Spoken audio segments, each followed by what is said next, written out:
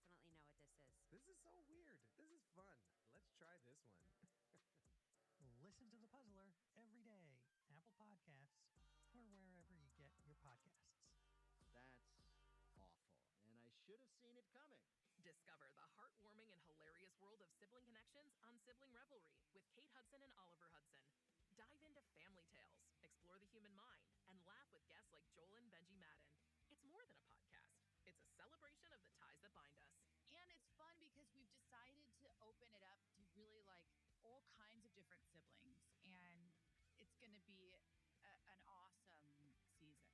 Listen to Sibling Revelry with Kate Hudson and Oliver Hudson wherever you get your podcasts. Tune in to the new podcast, Stories from the Village of Nothing Much. Like easy listening, but for fiction.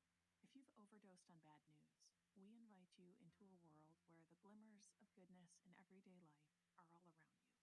I'm Catherine Nicolai, and you might know me from the bedtime story podcast, Nothing Much Happens. I'm an architect of cozy, and I invite you to come spend some time where everyone is welcome and kindness is the default. When you tune in, you'll hear stories about bakeries and walks in the woods, a favorite booth at the diner on a blustery autumn day, cats and dogs and rescued goats and donkeys, old houses, bookshops, beaches where kites fly and pretty stones are found. I have so many stories to tell you, and they are all designed to help you feel good and feel connected to what is good in the world. Listen, relax, enjoy. Listen to Stories from the Village of Nothing Much wherever you get your podcasts.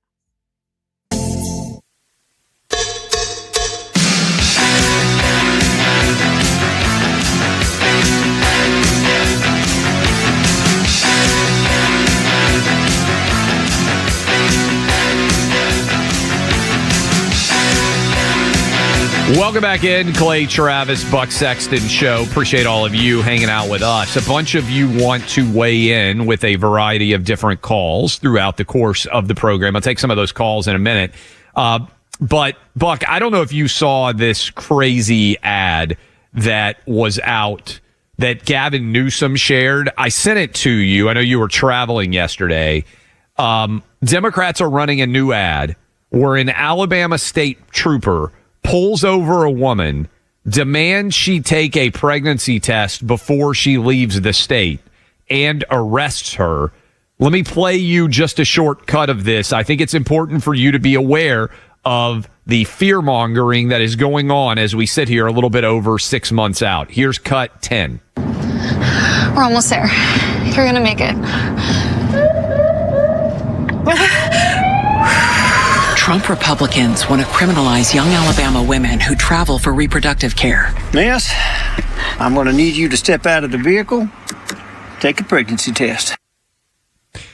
Legitimately, you need to watch this video. I shared it. We'll put it up on clayandbuck.com just to understand. This is what Gavin Newsom shared. The idea is that you're getting pulled over by a Alabama state trooper. This is probably a 20-something girl who's driving with one of her girlfriends in the car. And that the state trooper is going to demand she take a pregnancy test. And if she's pregnant, he's going to arrest her for trying to leave the state. That is legitimately, there's no hyperbole. That is the ad, and you need to watch it. Yeah, they'll do anything they can in order to get votes in this election. They'll lie about the most egregious, they'll tell the most egregious kinds of lies. I don't think we should be surprised by that, unfortunately. They're desperate. I know that, we talked about this. There's that poll out. Is it Marist? Sienna Marist poll? Is that right? That or NPR Marist. NPR Marist poll. And they're showing Joe Biden, ahead a handful of points. The stuff is looking, I should say, the polls are looking really good for Trump right now. It's going to be a very close election.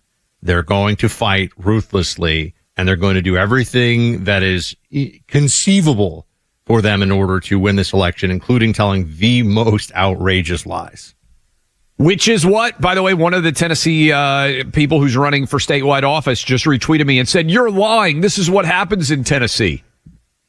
State troopers pull over people and give them pregnancy tests and arrest them. Yeah, that doesn't happen."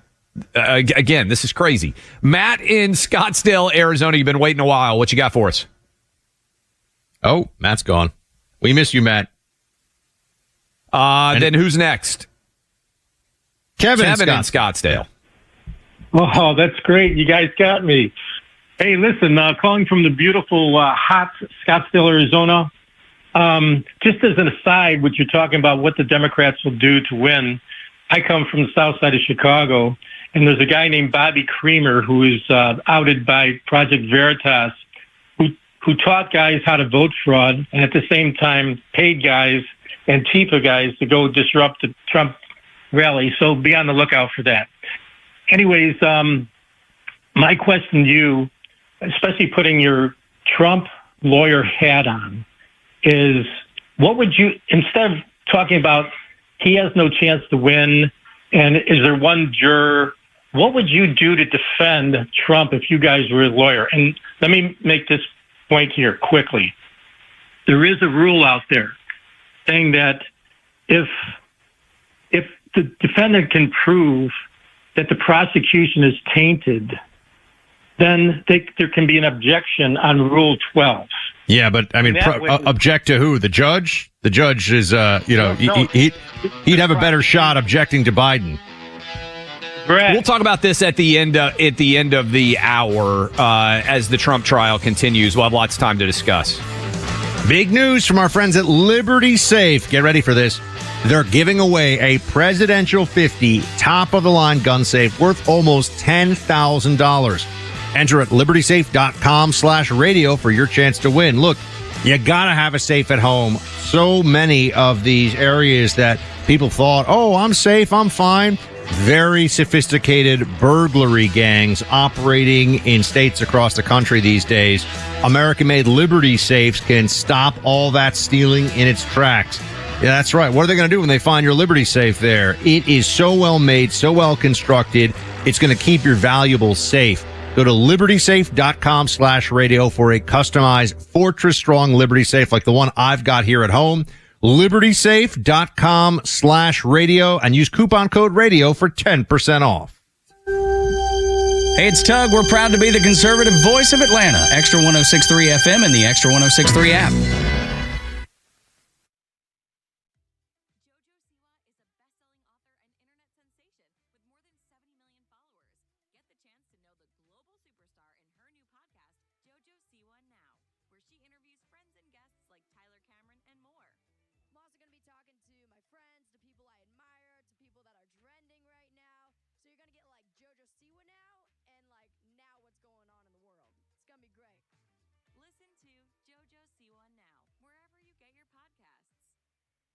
assassination of President John F. Kennedy is the greatest murder mystery in American history. That's Rob Reiner. Rob called me, so did Ed O'Brien, and asked me what I knew about this crime. I know 60 years later, new leads are still emerging. To me, an award-winning journalist, that's the making of an incredible story. And on this podcast, you're going to hear it told by one of America's greatest storytellers. We'll ask, who had the motive to assassinate a sitting president? My dad thought JFK screwed us at the Bay of Pigs, and then he screwed us after the Cuban Missile Crisis. We'll reveal why Lee Harvey Oswald isn't who they said he was. I was under the impression that Lee was being trained for a specific operation. Then we'll pull the curtain back on the cover-up. The American people need to know the truth. Listen to Who Killed JFK, wherever you get your podcasts. The tight-knit fabric of a small town can be torn apart when a shocking crime happens. On the new podcast, True Crime Story, It Couldn't Happen Here, go behind the scenes of the hit TV documentary series that captivated the nation with never-before-heard footage and gripping audio. And you'll get to go behind the scenes with me and the team and learn what it's like to make a show like this. Come join us as we get curious and get involved. Listen to It Couldn't Happen Here, wherever you get your podcasts. We, the jury, find the defendant Daniel Villegas not guilty of... I'm Jason Flom, and you're Maggie Feeling. Hey, Jason. Every day we learn about another person who shouldn't be in prison. That's right, and we do a lot behind the scenes, like finding attorneys and talking with advocates. We're in constant communication with the people who are wrongfully convicted, their legal teams, as well as their loved ones. All right, you take care of those kids. They've been through hell. We're going to make sure they never see the inside of a prison cell again. If you want to be a part of this work, Listen to Wrongful Conviction, the podcast where we hand the mic to innocent people to hear their stories in their own words. And that was when I realized at the trial, I'm going to be found guilty. The first time the reality of my situation hit me when they gave me 25 to life. How do you send someone innocent to prison when you know I didn't do this? Once you meet me, you kind of can see that, I'm much more than just my case. Listen to new episodes of Wrongful Conviction with Maggie Freeling and Jason Flom wherever you get your podcasts. I'm Jason Flom, and you're Maggie Freeling. Hey, Jason. Every day we learn about another person who shouldn't be in prison. We, the jury, find the defendant Daniel Villegas not guilty of... If you want to be part of this work, listen to Wrongful Conviction, The podcast where we hand the mic to innocent people to hear their stories. How do you send someone innocent to prison? Listen to new episodes of Wrongful Conviction with Maggie Freeling and Jason Flom wherever you get your podcasts. Somewhere tonight, a Wells Fargo guard, an ex-Wells Fargo guard, is on the run with $7 million in cash. White Eagle is a 6-part true crime podcast that explores one of the largest heists in U.S. history. On September 12, 1983, 25-year-old Victor Herrera set off to work for an armored car company. 12 hours later, The thief had so much money to steal from here that he couldn't even haul it all away. but stealing the money was only the beginning. This is the story about a robbery that captivated national media, It was all over the front page of every place in the world. divided Congress, What we want to know is, why did the president make this decision? and mobilized a radical organization.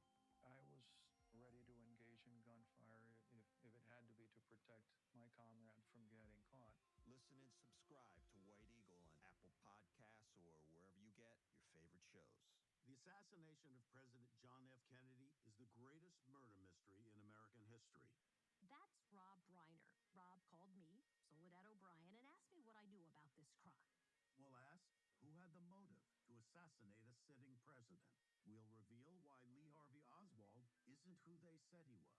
Then we'll pull the curtain back on the cover-up. The American people need to know the truth. Listen to Who Killed JFK wherever you get your podcasts.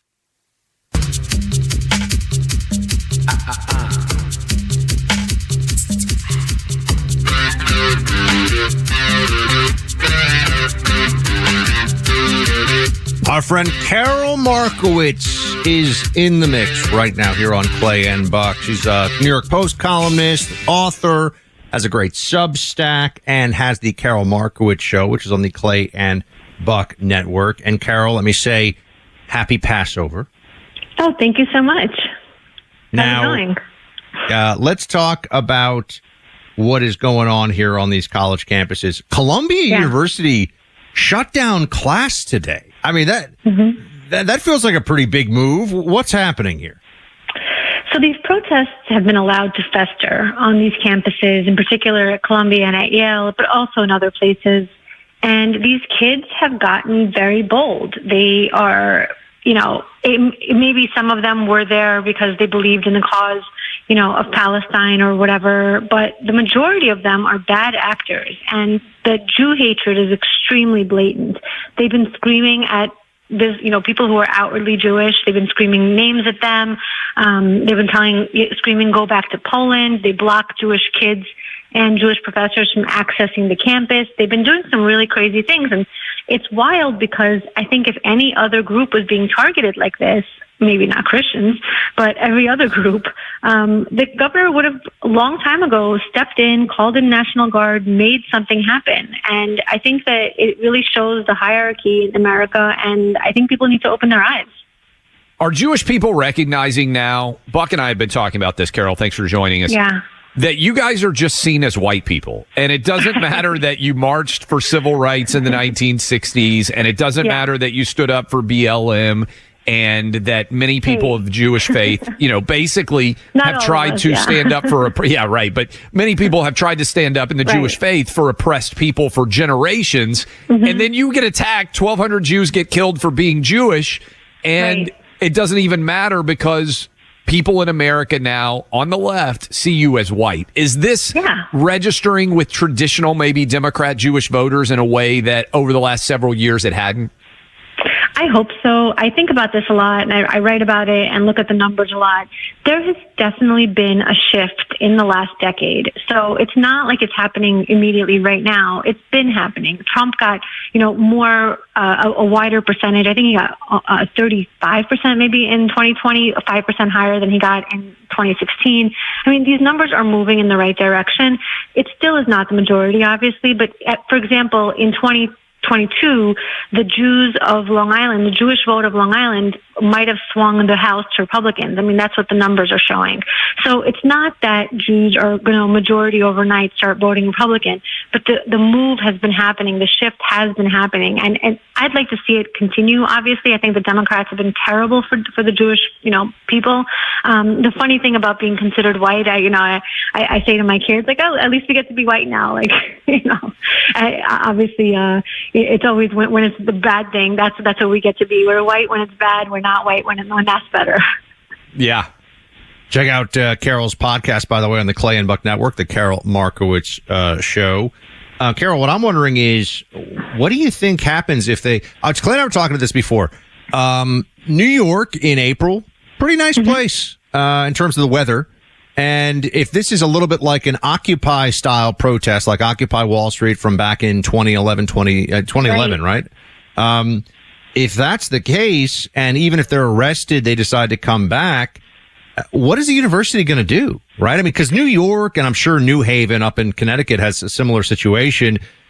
Protesters or rather trespassing, trespassing is really only illegal in a serious way if it's on Capitol Hill grounds on January 6th. Any other time, they're not going to treat it like a serious thing at all, right? So what are these schools going to do? I'm not sure that these protesters plan on going anywhere anytime soon.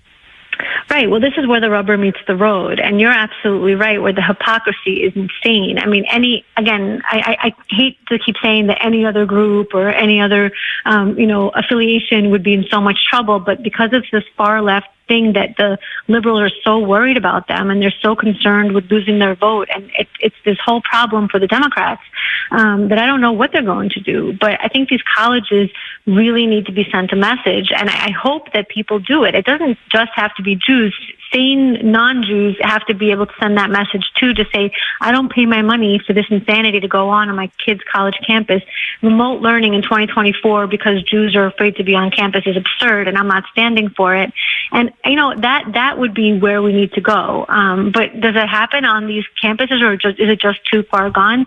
I've been kind of for years saying that the college campuses are lost, that we should focus on K through 12 because that's really where the battles are happening now.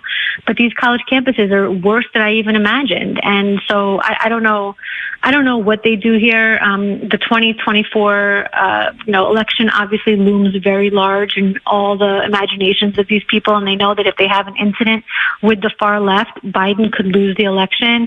So I think all of that is being considered. Carol, after Charlottesville, we were told we need to have a national conversation about anti-Semitism and white supremacy and that toxic combination of the two. Biden claimed that the reason he had to run for president was because of what happened in Charlottesville. Mm-hmm. Charlottesville is the right's failure when it came to marching and saying we won't be replaced in the anti-Jew slogans there. And we had a major national discussion, conversation. Seems like we always only have national discussions and conversations when people on the right screw up. We've now got hundreds, if not thousands, of Charlottesvilles taking place all over the country. Yep. How does the left reconcile their discussions around Charlottesville, including Joe Biden's own presidential campaign, with now anti-Semitism flourishing in America on a level, frankly, that's never occurred to my knowledge in my life and in much of the lives of people listening to us right now? Well, that's the thing. Again, the hypocrisy doesn't matter to them. They don't care that there was 10 people at Charlottesville and with their stupid torches and saying dumb things. I knew at the time that was not representative of the right. Immediately, everybody sane on the right denounced those people. We don't see that same denunciation happening on the left. I mean, that's really where it is. And I think that it's important to just keep pushing the idea that this is happening almost entirely on the left. There is no anti-Semitic movement happening on the right. Look, are there anti-Semites on the right? Of course. Are there people who are going to hate Jews in any group? Of course. But the idea that you can be openly Jew-hating on the right is just one that is not true. As soon as anybody is, kind of openly hating of Jews, they get shunned by the right. They get criticized. They get mocked. That does not happen on the left. Joe Biden is fighting for all of those votes, and that's a real big split. Charlottesville, we didn't make heroes out of those people. These college campuses, they are making the heroes out of them. They're saying that these protesters are just like the ones who marched on Selma, etc. And they're turning them into martyrs and heroes. We don't do that on the right with people who hate Jews. It just is not the case. Hey, Carol, Clay and I were going back and forth in the last hour on, Clay raised, if you're paying 75 to 100 grand to send your kid to one of these places, are you going to be, and I know they're young adults, right? They're 18 and up. But are you going to be outraged? And I said, well, I don't know. I know some left-wing parents in New York who would probably applaud this kind of thing. Right. What do you think? Yeah, I think that you're right. I know left-wing parents who would also applaud this, but there has to be a saner middle. But of course, the concern is, and I know the three of us know this, the saner middle becomes very quiet when the left comes after them. And they did that during COVID. They didn't say a word. They made sure that they kept their mouths shut in case anybody was mean to them on Facebook or Twitter. And they're doing the same thing now. And that's really where the dividing line is. Yes, there are leftist parents who are thrilled that their little Johnny is, at Columbia and targeting Jewish students for abuse because that's what the popular thing to do right now is. But there have to be the saner middle people who are quiet, and they have to stop being quiet. And I don't know if they will, but that's really where this needs to go. Carol, you moved recently from New York to Florida like Buck. We've been talking about the jury pool, which you theoretically could have been a part of potentially during your time living in New York. Do you think anybody that is on that jury, the 12 that are seated or the 6 alternates, depending on who ends up ultimately making a decision, will be willing to publicly refuse to convict Trump? Or do you think the societal pressure of living in New York City, the lifestyle that's commensurate with that, makes it so difficult for anyone to even be willing to stand on that island? It's a really good question. They released what each of the jury, where they get their news. And, the shocking thing to me was only one of them got the news from the New York Post. I mean, everybody in New York reads the Post. I'm not just saying that because I write for them. It is the paper that everybody reads on the subway. And the fact that only one juror is a Post reader was really surprising. And that's concerning because you have a lot of people who are listening to CNN or NPR, or reading the New York Times, you're going to have a much tougher time having somebody vote to not convict.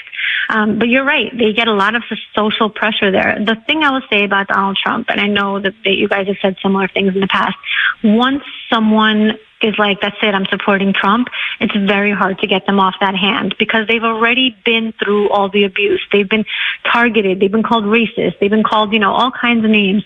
But once they've kind of overcome that and they've decided, no, I'm supporting this guy, it's really hard to get somebody off of that. So I think that if there is a Trump supporter on that jury, it makes it much more likely that they will stand their ground and that they'll find him not guilty. Subscribe to the Carol Markowitz podcast, everybody, on the Clay and Buck Network. Download the iHeartRadio app. Look up Carol's name. Starts with a K, Karol, and give it a listen. Fantastic stuff. Carol, always appreciate you being with us. Thanks so much. Thank you so much, guys. Thank you. Love being on. And Clay, Carol's been with me at the range. She's got a good eye. She's a good shot. And whether you're new to firearms or a bit seasoned, I want to tell you about Bear Creek Arsenal, veteran-owned and operated gun manufacturer based in Sanford, North Carolina. They make precision-oriented products made here in America. Bear Creek Arsenal was founded by engineers with over 2 decades of experience in the firearms industry. These guys really know their stuff, and they offer over 25 calibers at Bear Creek Arsenal at a fraction of the price of the competition. And they're able to do this because they've got no middleman fees. My first Bear Creek Arsenal firearm was their AR-15 model, BCA-15. You can check it out for yourself. You're not going to believe the quality, the craftsmanship, and the price point. This should be one of those great days where you realize, hold on a second, you mean I can get top quality stuff at a price that I didn't believe? Yes. With Bear Creek Arsenal, when it comes to firearms, you absolutely can. Go to bearcreekarsenal.com/buck. Use my name, Buck, as your promo code. Get 10% off your first order. That's bearcreekarsenal.com/Buck. Use my name, Buck, as your promo code for 10% off. Stay on top of election news with 24 from Clay and Buck, a weekly podcast you can find on the free iHeartRadio app or wherever you get your podcasts. Hey, gang, look out. It's the Kimmer. Pete and I are back on the air in Atlanta. The Kimmer Show coming up at 3, only here on XTRA 106.3.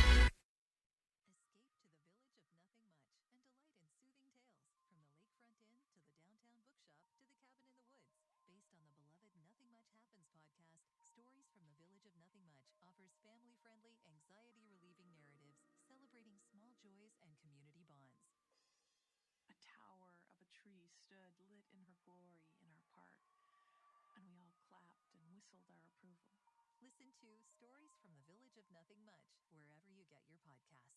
Hello?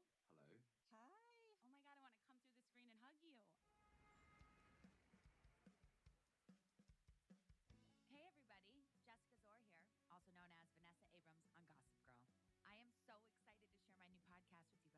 It's called XOXO, and it's a walk down memory lane all about Gossip Girl. I'll chat with some of the cast, crew, fans of the show, and I'm just so pumped for you guys to go on this journey with me. Hi, I'm Ed Westwick. I played Chuck Bass. Is this Michelle Trachtenberg? I'll never tell. Hey, I'm Taylor Momsen, and I played Jenny Humphrey. Hi, I'm Sebastian Stan, and I played Carter Payson. That was one of the reasons I liked the character Jenny so much, is that she was very relatable. The whole thing was such a joy for me to do, and I was just so thankful that people responded the way they did to what we were doing. This really was just like wonderful. I have warm feelings inside. Yeah, me too. I'm giving you air hugs. Mwah, mwah. Listen to XOXO wherever you get your podcasts. Here's the easiest puzzle in the world. Where can you get a daily dose of fun, audio-friendly puzzles? The solution is obvious. The Puzzler Podcast with AJ Jacobs. Join AJ every day as he and his celebrity guests tease your brain and tickle your funny bone. Here we go. Chairs. Of course. Musical chairs. A puzzle where there's one too many pieces. That's right. Listen to The Puzzler wherever you get your podcasts. I'm Grace Campbell, and on my new podcast, 28 Dates Later, I'm changing the narrative on how we find love. Join me on a wild adventure as I go on blind dates, finding suitors on the internet's strangest apps, and only picking people who are the total opposite of my type. Dissecting my dates and listening in on all the cringiest moments will be my friend Roz. Every time I hear about a date, I go in and I cuddle my boyfriend. I'm like, thank God. And my friend Dan. Okay, the deadest flirting I've ever heard in my life. Who won't be giving me an easy ride. Honestly, if you had said that to me on a date, I would have walked out. And after going on 28 of these dates in 2 months, will I find that special someone? Or will this experiment prove that there's no good way to find love and I should just give up on dating altogether? It's time to find out. Listen to 28 Dates Later with me, Grace Campbell, wherever you get your podcasts.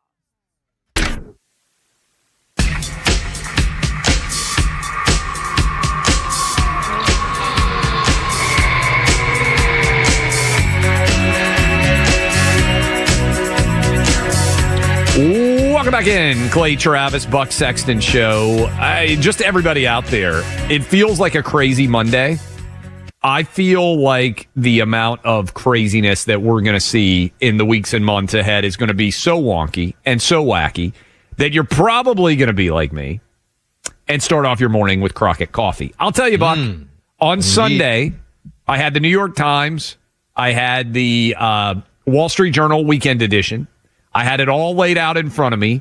And as I prepared to dive into the chaos, I said, I'm going to drink the coffee that is owned by people who love America, that honors American history, that loves Davy Crockett. Be sure you're right, then go ahead. By the way, Sunday, I believe, was the anniversary of the Battle of San Jacinto, when, remember, the Alamo was the call for all of our Texans down there back in 1836, when Sam Houston from the great state of Tennessee helped Texas to become an independent republic. That was on the shoulders of the Battle of the Alamo. Remember the Alamo. remember Davy Crockett, go sign up for Crockett Coffee today. Battle of San Jacinto, I'm told, I haven't visited. I'm told it is a cool location. I think your wife, Carrie, has been there. Yes. Because she did a special with Brian Kilmeade back in the day, because she told us about it when our friend Michael Berry, we had our big event in Houston, not far from the location of the Battle of San Jacinto outside of Houston. Indeed. Yes, she tying it all in there together. Very knowledgeable about that era. We have Louise in Suffolk County. I'm assuming Suffolk County, New York. So that means the eastern portion of Long Island, which includes the Hamptons, among other places. What's up, Louise? Hi, thank you for taking my call. I wanted to talk about these students protesting at these universities. I think if they are so principled, they should stand up and give back any student assistance, financial assistance that they've received from these universities, because obviously these universities have been investing in things that are perhaps Jewish or Israeli related. So they should give back their money. And if they can't do it themselves, maybe the university should help them along by taking it back. And in addition, Biden forgiving student loans for people who are protesting on campus, claiming how unjust, unfair, and racist we are as a country. Why am I paying for these people's to have these people's loans forgiven when they hate me? Well, Louise, you talk about something that's, or you also raise an additional issue, I think, which is that anyone who says that there's nothing to be done here doesn't understand the financing of this bloated university and college education system we have. Without federally backed student loans, this whole system, which and also they wouldn't be able to raise tuition year after year. Without federally backed student loans, you wouldn't be able to have all these people going to these colleges paying outrageously high tuitions. That's the big problem here. So the federal government actually has a huge lever to push in this situation if it decided to. And that's been true about college speech codes, for example, all along. I know you're talking more about the private sector side of it, but these universities have gotten away for far too long with operating like they are islands that don't need anybody. They need a lot. Well, I mean, a lot of them are sitting on huge amounts of money, endowments that they received that they're not using towards students' educational needs. And take the money back. Give it to kids who want to come and learn and who are not going to protest, take over, insinuate, insult, abuse any other ethnic group for whatever reason. I mean, I'm just so tired of paying all this money to forgive people. I'm a single mom. I raised 4 kids. I worked my butt off paying off a parent loan for my kids. I get it. Louise, thank you for the call. Let me point this out too, Buck. Maybe we can have a little bit more discussion about this tomorrow. You notice that almost all of these student protests are occurring in blue states? Ain't a lot of campus protests happening anywhere in the South. To my knowledge, they aren't taking over the University of Florida, the University of Alabama, the University of Tennessee, the University of Texas. So far, red states aren't allowing students to protest Jewish people. Now, you would think that would be a big kind of interesting story, but I bet there will be no one writing that story. Why are all these protests happening in blue cities and blue states against Jewish people? Charlottesville happens, as we talked about. It's the #1 story for months all over the place. 1,000 Charlottesvilles happen on Biden's watch. Awful lot of crickets. Red states protecting Jews better. Clay Travis and Buck Sexton on the front lines of truth. Hey, it's Clay Travis. Buck Sexton and I are up now, and the Kimmer Show is up at 3. Yep, the Kimmer's back, only on XTRA 106.3. Nowadays, $20 barely gets you a burger and fries or maybe a quarter tank of gas. You know what it will get you, though? For $20 a month, you can get unlimited talk, text, and plenty of 5G data from my cell phone company, Pure Talk. You'll get the same quality of service as AT&T, Verizon, or T-Mobile, but for half the cost. The average size family saves almost $1,000 a year. all with no contracts and no activation fees. You can keep your cell phone number and your phone or get great deals on the latest iPhones and Androids. Make the switch today and save an additional 50% off your first month. Choose a wireless company who shares our values, who supports our military and veterans, creates American jobs, and refuses to advertise on fake news networks. Dial pound 250, say the keywords Clay and Buck, and make the switch today. That's pound 250 and say the keywords Clay and Buck. One more time, pound 250, Clay and Buck.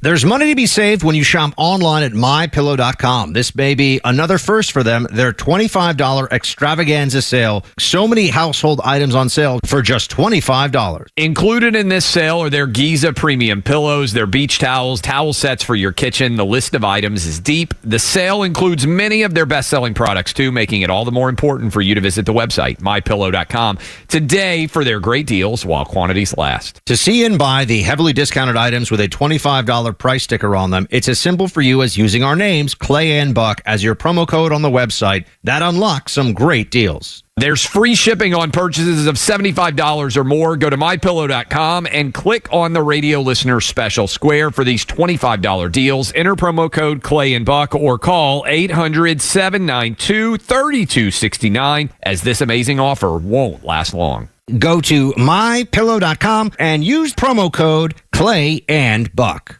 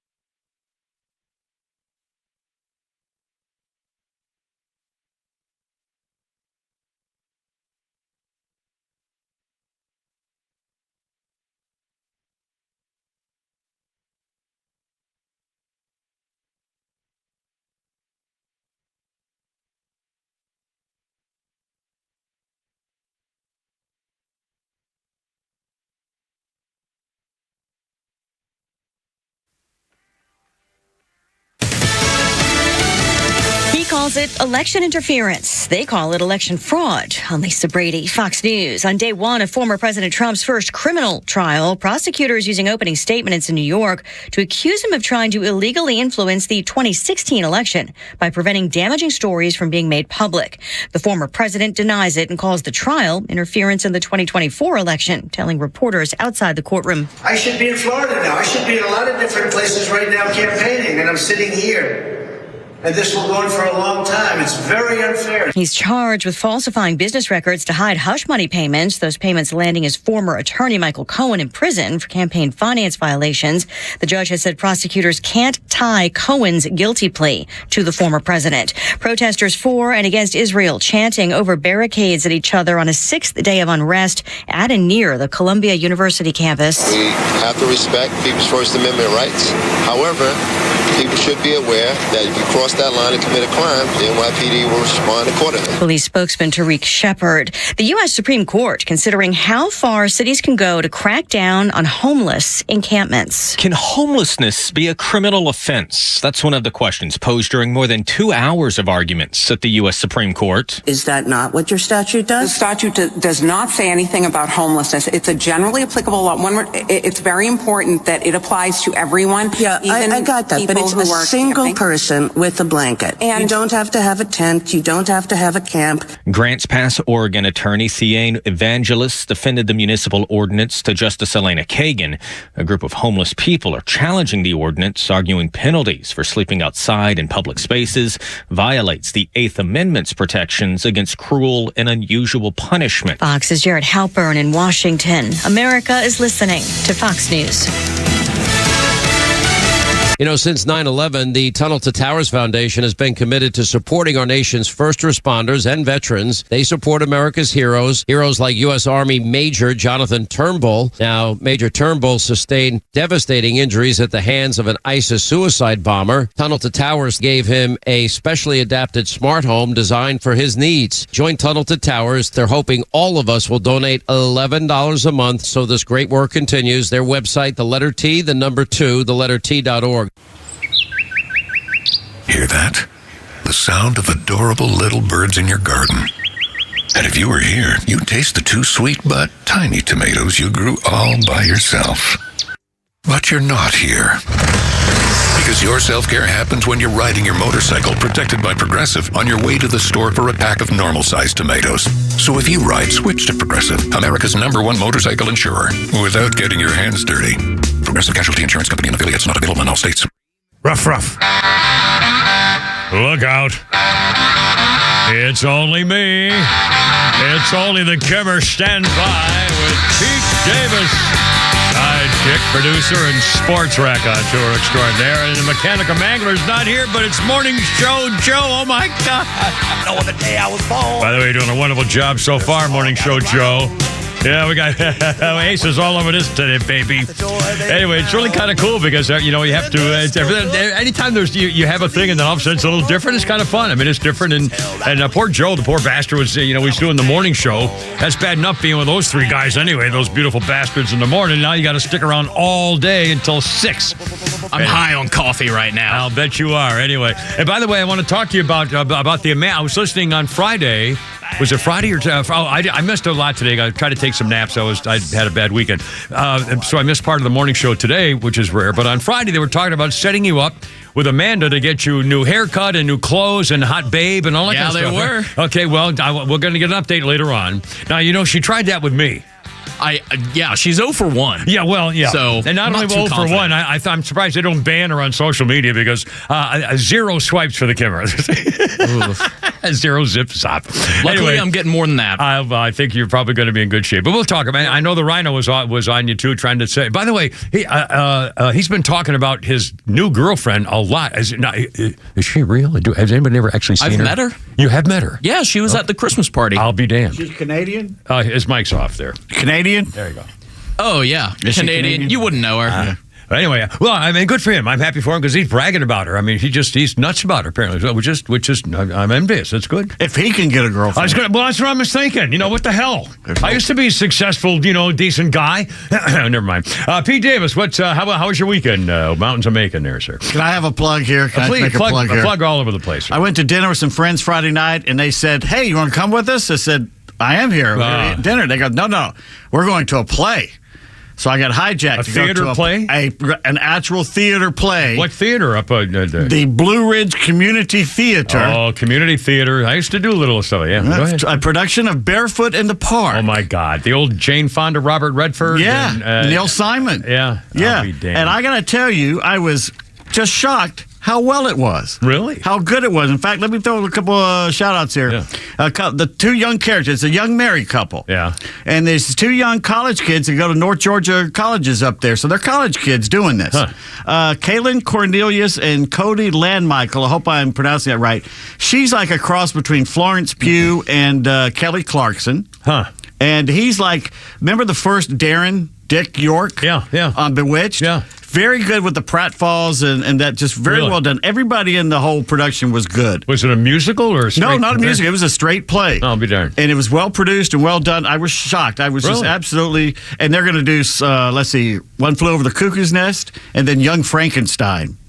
There's no way they can do Young Frankenstein in a theater. We'll find out. Oh, please. There's no way. All the great, I mean. I know. How in the world? I don't know how they're going to do it. Footsteps. It's Twoo. All right, I may be blazing saddles. Not really, honey. I told you the line after that actual line in the movie. Yeah, I don't think you can say No, that. I can't say it now. Anyway, and now Morning Show Joe, how was your weekend? We normally ask Flounder how his weekend was. It was fine. I worked. I do. I'm on the Braves radio network now. I do Saturdays. I did not know the that. board. Well, you're a young man. You know, I used to work 7 days a week for years, including here in Atlanta. But I did have Sunday off. It was my grandpa's birthday. Oh. Well, very nice. Very nice. So happy 85th birthday to JoJo. 80 what? 85. 85 to JoJo. Outstanding. And Flounder, of course, is doing a little charity event for his sweet, pretty baby girl. And I think it's a little probably having a great time. Beautiful day for it. So everybody's happy in every possible way, except for me, because I spent the whole weekend. Oh God! You know, the thing. You know, I've been talking about my knee. And by the way, we have the news. We have Donald Trump news. We have that case in Oregon, the Supreme Court case. Nobody's talking about it. I think it's an amazing case. The Columbia and Yale and MIT, and here we're going at it again with these people. You're going to hear from Bill Maher. We can't play it all because it's 7 minutes long, but his commentary was spectacular. Mm-hmm. And we're going to play some of it coming up in the 3 o'clock hour, and also repeat some of it in the late 5 o'clock hour. But first, the Kimmer Health Report. Well, okay. Now you know that for some reason, I don't know whether this is. I don't know what the physiology of it is, but for some reason, last few nights, I'm getting this sciatic nerve, horrible pain in my knee and my thigh. Not in the back of my leg, but in my front of my knee, into the top of my thigh, and it's such an ache that I can't sleep. I've been taking that. My little friend Gretchen gave me the bottle of that marijuana cream, and so but hell, I've been going through 4 lighters trying to get those little pipes. I found out you had to put it in the refrigerator for like 20 minutes. Once it gets cold, then you can kind of crisp it, and you could. But I've been going through like 4 lighters a day just trying to get that into my system. So anyway, I'm getting up in the middle of the night putting that stupid cream, taking that stuff, and then all of a sudden Saturday, I bet I was taking too much of that marijuana cream because I've been sick all weekend. I couldn't. I've had half of one English muffin in 20 hours or something, and some peanuts today. So you got a really bad pain. Yeah. Which is surprising because you're a carrier. Usually, carriers don't. Well, sometimes, the evidence is there. I don't. But anyway, so I've got, and in fact, I tried to take 2 naps today. I was so embarrassed. I was up most of the night, and I got done with my stuff early, like at 7 or 8 o'clock, and I think I might have even told you guys because I was sending stuff to Joe to do instead of Flounder printing it up. So I tried to take a nap.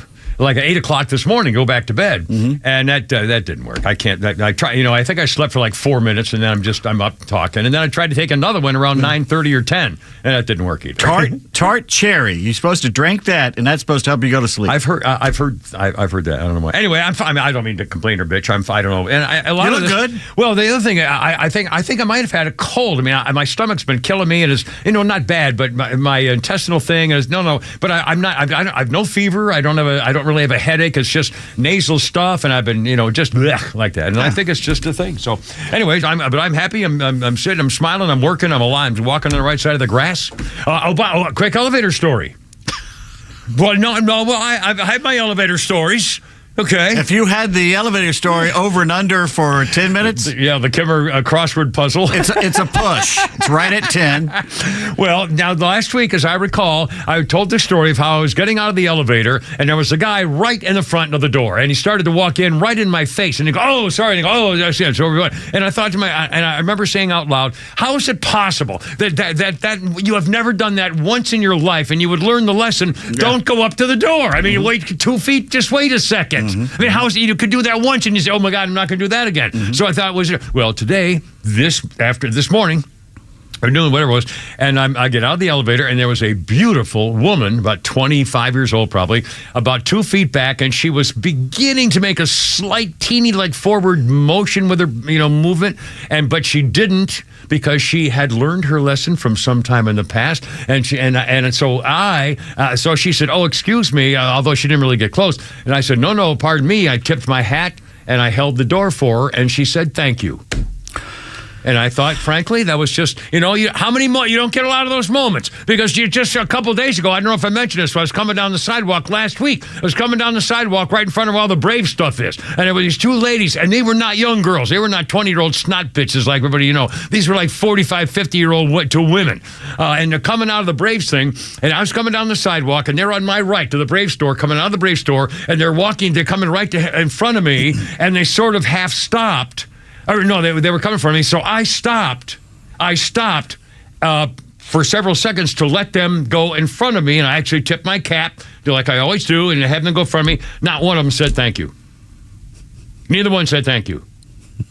And I don't know why I almost always say you're welcome, but I didn't do it this time because I thought, well, screw them. They don't, they're just rude, and I just there you are. So what an incredibly enticing story. Well, I'm sorry, it's and Monday. the ending. I haven't had any sleep. I didn't know if I could sit through the ending. I've been on medication. I'm taking 14 Tylenol every 20 minutes. It was such a climax to that story. They should have said thank you. Damn it! It's not freaking right. Edge of our seats. What's that?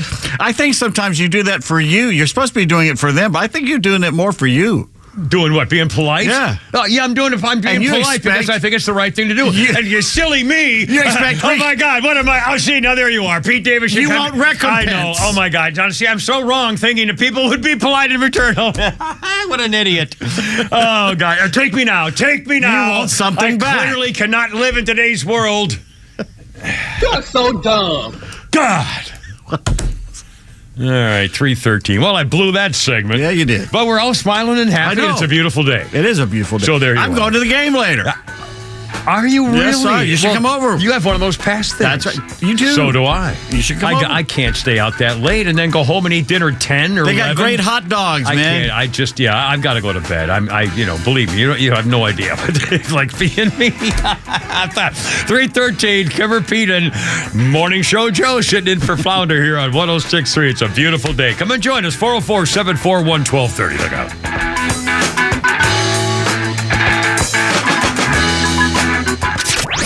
Look out, it's a Kimber. We've got your afternoons covered, all right, and the Morning Extra's got your drive-in from 6 to 10 a.m., too. What about, then, the politicization, however you say it. Politicization, if that's right. I don't even know if that's right. Close You're enough. doing great, buddy. Thank you. Yeah, We're down to the last couple minutes. Yeah, it's good, because that just became a promo. The Morning Extra, 6 to 10 a.m. on XTRA 106.3 FM and the XTRA app. Sequoia National Golf Club is located 45 minutes west of Asheville, North Carolina, and nestled among the Oak, Fir, and Flowered Valleys in the heart of the Great Smoky Mountains. Owned by the Eastern Band of the Cherokee, this Robert Trent Jones II design offers an idyllic 18-hole journey filled with panoramic vistas on every hole, beautiful landscapes, and a fun mountain golf experience. Enjoy a relaxed lunch or afternoon beverage on the outdoor deck with 180-degree views of the Great Smoky Mountains. The surrounding community also provides golfers a welcoming environment that is rich with Native American culture and exciting year-round attractions. Sequoia National Golf Club is just 4 miles from Harrah's Cherokee Casino Resort and just a short drive from Atlanta. Experience a fun afternoon of golf with your friends or stick around for an epic stay-and-play weekend. Experience mountain golf at its finest and then go hit the casino floor. Book your tee time at sequoianational.com. That's sequoianational.com. Experience the majesty and beauty of Sequoia National, mountain golf at its finest. So, Robert, I want to thank you for your time. I just don't think you're the right person for this position. I don't understand. Was it something I said? Well, we did a background check on you and found some things of concern. If you're in charge of hiring for your company, you know how helpful a background screening can be. That's why companies that use Horizon background screening make smarter hiring decisions. Don't let the wrong hire put your company at risk.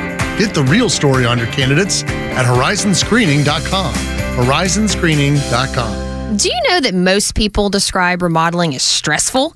Does that sound like your experience? Hi, this is Candace from Excavations, and have I got a tip for you. With Excavations as your partner, you'll get a completely different remodeling experience. How? Well, besides covering the very basics like showing up on time, cleaning up your property each day, not smashing your flowers or bushes, and not pressuring you to buy today because this huge deal expires tonight. We also cover the big things like a written project schedule so you know when workers are coming and when they're not. A fixed price quote so you're guaranteed that what you pay is exactly what you committed to up front. And a design of what your home will look like so you're not left guessing if you're even going to like the finished product. Discover what stress-free remodeling looks like and schedule your free quote today at exovations.com. That's EXOVATIONS.com. Get ready for unfiltered conversations on The Janelle King Show, where we tackle the topics that you won't hear at your family gatherings, but they're absolutely crucial for a strong republic. Don't miss us live every Saturday at 3 p.m. and every Sunday at 9 a.m. right here on XTRA 106.3. But if you can't tune in, that's okay. You can catch new episodes every Tuesday on the Podcast Park or wherever you prefer to get your podcasts. Join us for these discussions, and I can't wait to meet you there. Pack your bags and join the Georgia Tech Yellow Jackets football team in Dublin, Ireland as Toe meets leather to kick off the 2024 football season in Dublin. The Aer Lingus College Football Classic will feature your Yellow Jackets versus the Florida State Seminoles in a special Week 0 matchup on August 24th, 2024. Don't miss this unique opportunity to visit one of the world's most popular travel destinations while cheering on the Jackets on a global stage. For travel packages, tickets, and more information, go to gt2ireland.com.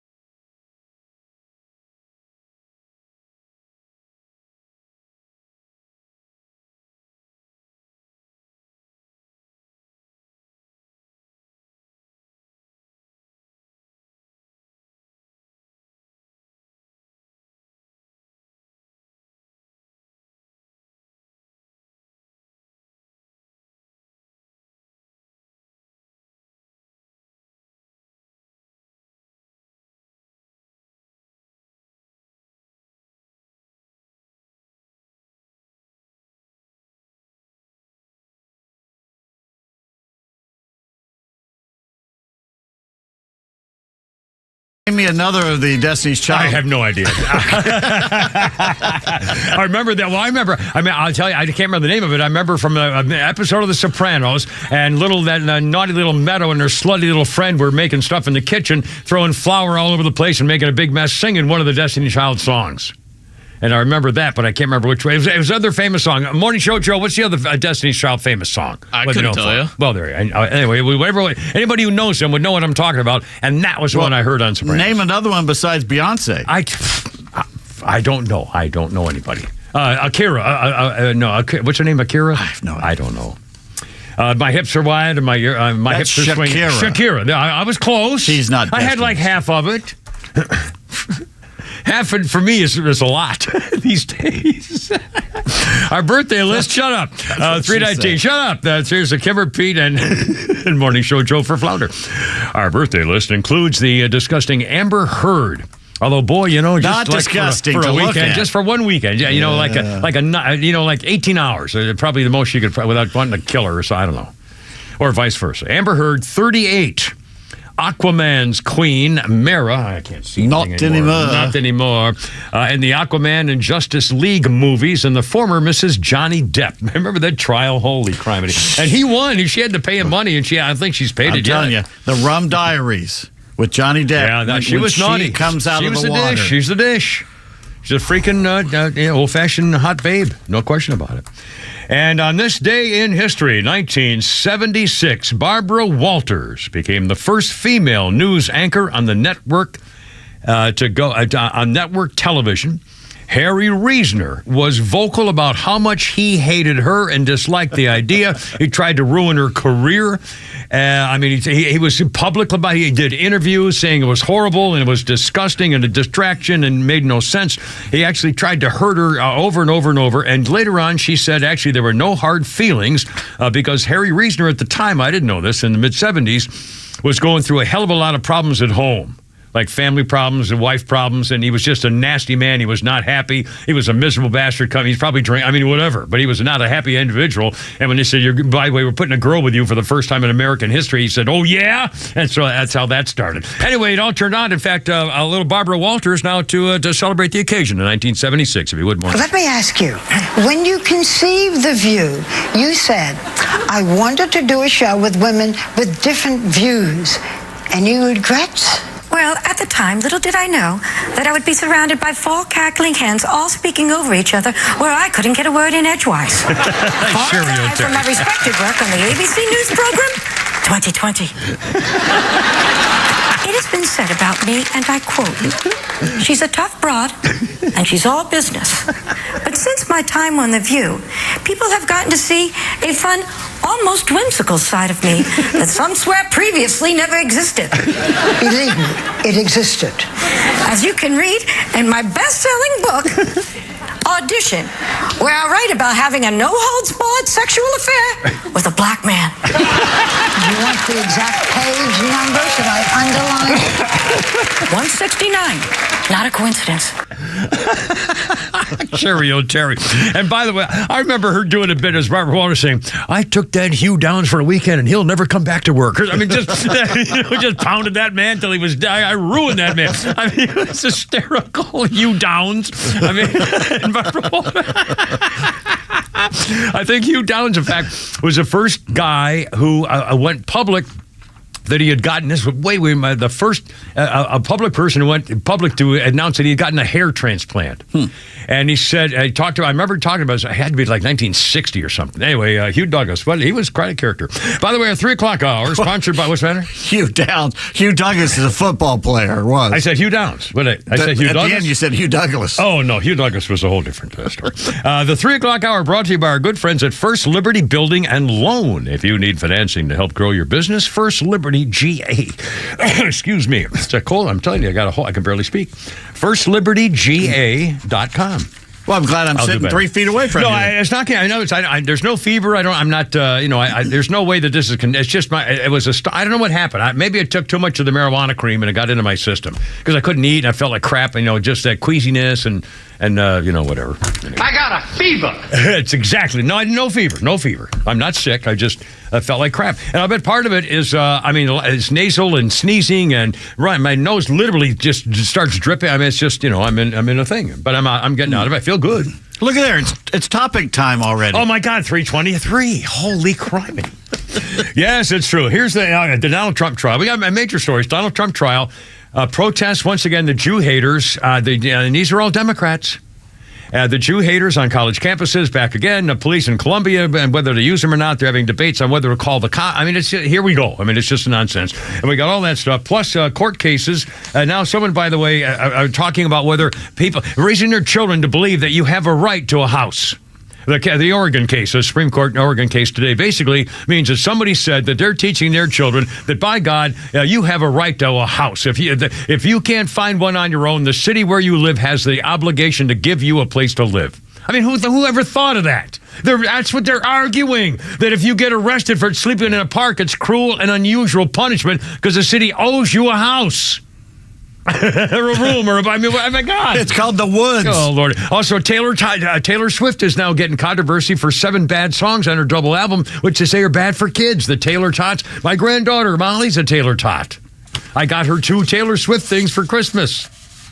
So anyway, I will talk about it. Okay, the judge and the Donald Trump, that scumbag lying just a dirtbag Juan Merchan, has said if Donald Trump takes the stand, then if he's cross-examined, he would allow Trump to be cross-examined on the verdict in the New York civil fraud case by Letitia James, which said he overinflated the value of his properties. He would allow prosecutors to ask Trump about 2 violations of the judge's gag order, for which he was fined $15,000.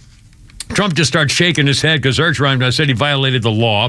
They'll be able to, if Trump takes his stand, they'll be able to cross-examine him on the Jean Carroll verdict where she accused him of rape, and they didn't rape her, and she even accused him of fondling her. The jury said, well, he never raped her. He might have fondled her, so you owe her $83 million. $83 million.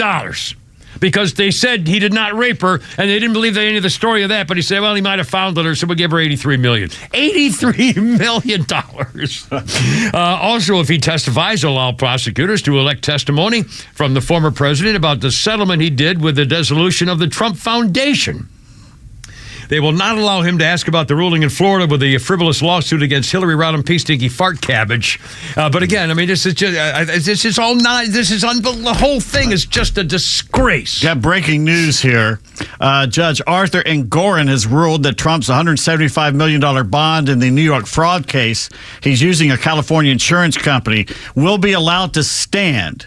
Okay. Yeah, that's Ergrein. In fact, Letitia James. This is unbelievable. Trump came up with the money, and Letitia James today said, well, you know, the bond companies can't afford a $173 million bond, so we're going to make sure Trump should go to jail instead, revoke his bond, and the judge said, well, no, he's got the money. I mean, this is unbelievable. She's trying to put him in jail. And by the way, is there anybody in the world who really thinks that Donald Trump is at risk to flee the country? I mean, seriously, what bond for what? Is he going anywhere? He's under 4 trials. Where do you think he's going to go? And is there anyone in the world that doesn't think this is tampering in an election? It's an election interference that's just never been done before.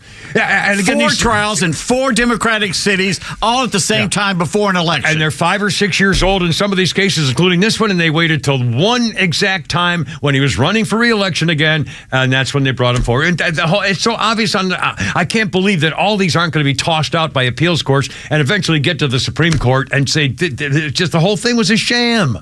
And by the way, these freaking Democrats, you keep saying, you know, Donald Trump's a Nazi. Donald Trump is, anti-democracy. They're the ones who are doing the Nazi things. Censorship, getting your opponent off the polls. I mean, God, every time you turn around. And if we let them get away with this, every election for the rest of your life is going to be controlled by one party. And we already think it's a uniparty. A uniparty system. It'll be the complete Democrats. And again, if they take control of the Congress again and re-elect another Democrat, they will pass House Resolution 1, which is what would federalize elections.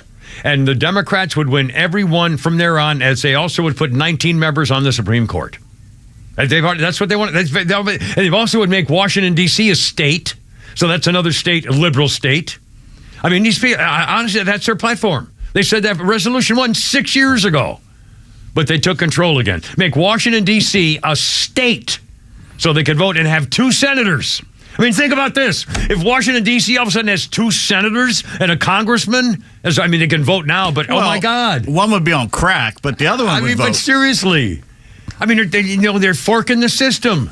They're fixing it. Forking? Well, it's a new word. I came very close to saying you did. Something else. I think you meant to say spork. Sporking. They were sporking the system with those fake spork things. And McDonald's sporker. Shut up. 3:30. Morning show Joe is never coming back. 3:30. Get out. Do something. Get me out of here. I'm going to need it. You got anything on the truck over there to calm me down?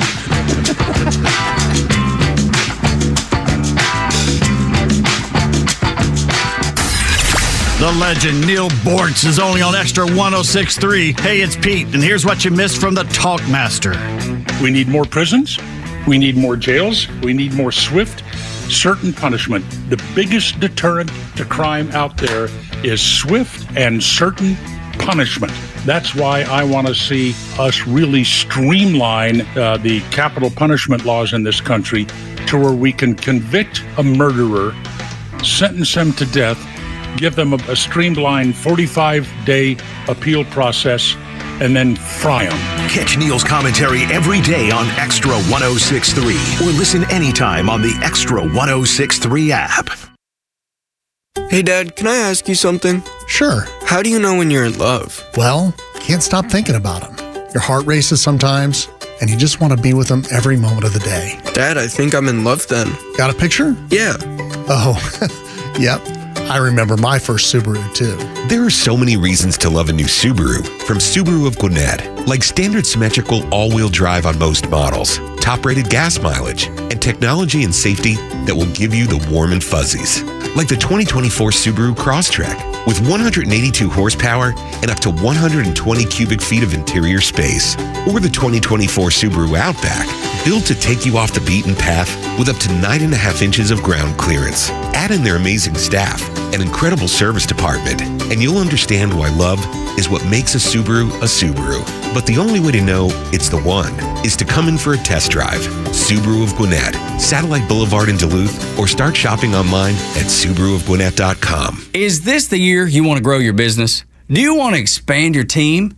Build a new office? Hey, it's Tug, and I want to tell you about First Liberty Building and Loan. Aren't you exhausted by going to lenders, building a relationship, and a week later, you're dealing with a new person? You won't have to with First Liberty Building and Loan. The Frost family has been helping businesses grow since the 90s, and they can help you too. They know the patterns, they know the ebbs and flows, and they know business. Now the Frost family wants to know you. FirstLibertyGA.com. Buying a building, building a building, buying a franchise, or expanding. Reach out and spend 10 minutes with them. See if you're a fit for them and if they're a fit for you. FirstLibertyGA.com. By the way, if you're a young banker and you want to work with a team that's faith-friendly with a culture of excellence, First Liberty might be a good match.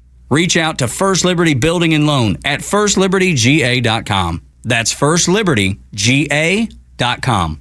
Looking for bold discussions on vital issues? Tune in to The Janelle King Show every Saturday at 3 p.m. with an encore episode every Sunday at 9 a.m. right here on XTRA 106.3, where we dive into kitchen table topics that are essential for a strong republic.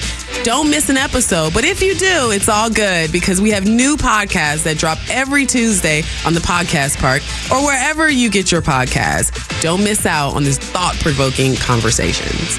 The future of business in Georgia is bright, and Georgia Power is a driving force behind its progress and innovation. From the buzzing coffee shops that wake us up each morning, the restaurants that feed us, the gyms where we work out, to the bustling warehouses crafting our tomorrow, and the people that make it all happen.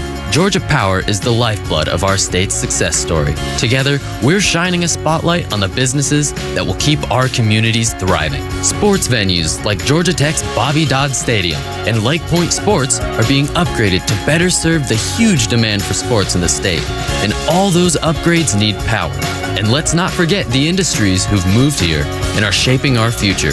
From cutting-edge tech startups to innovative manufacturers, Georgia Power is fueling their growth every step of the way. So let's celebrate the unsung heroes of our economy, the local businesses powered by Georgia Power. Tune in all year long to discover the stories behind the energy powering the future of Georgia.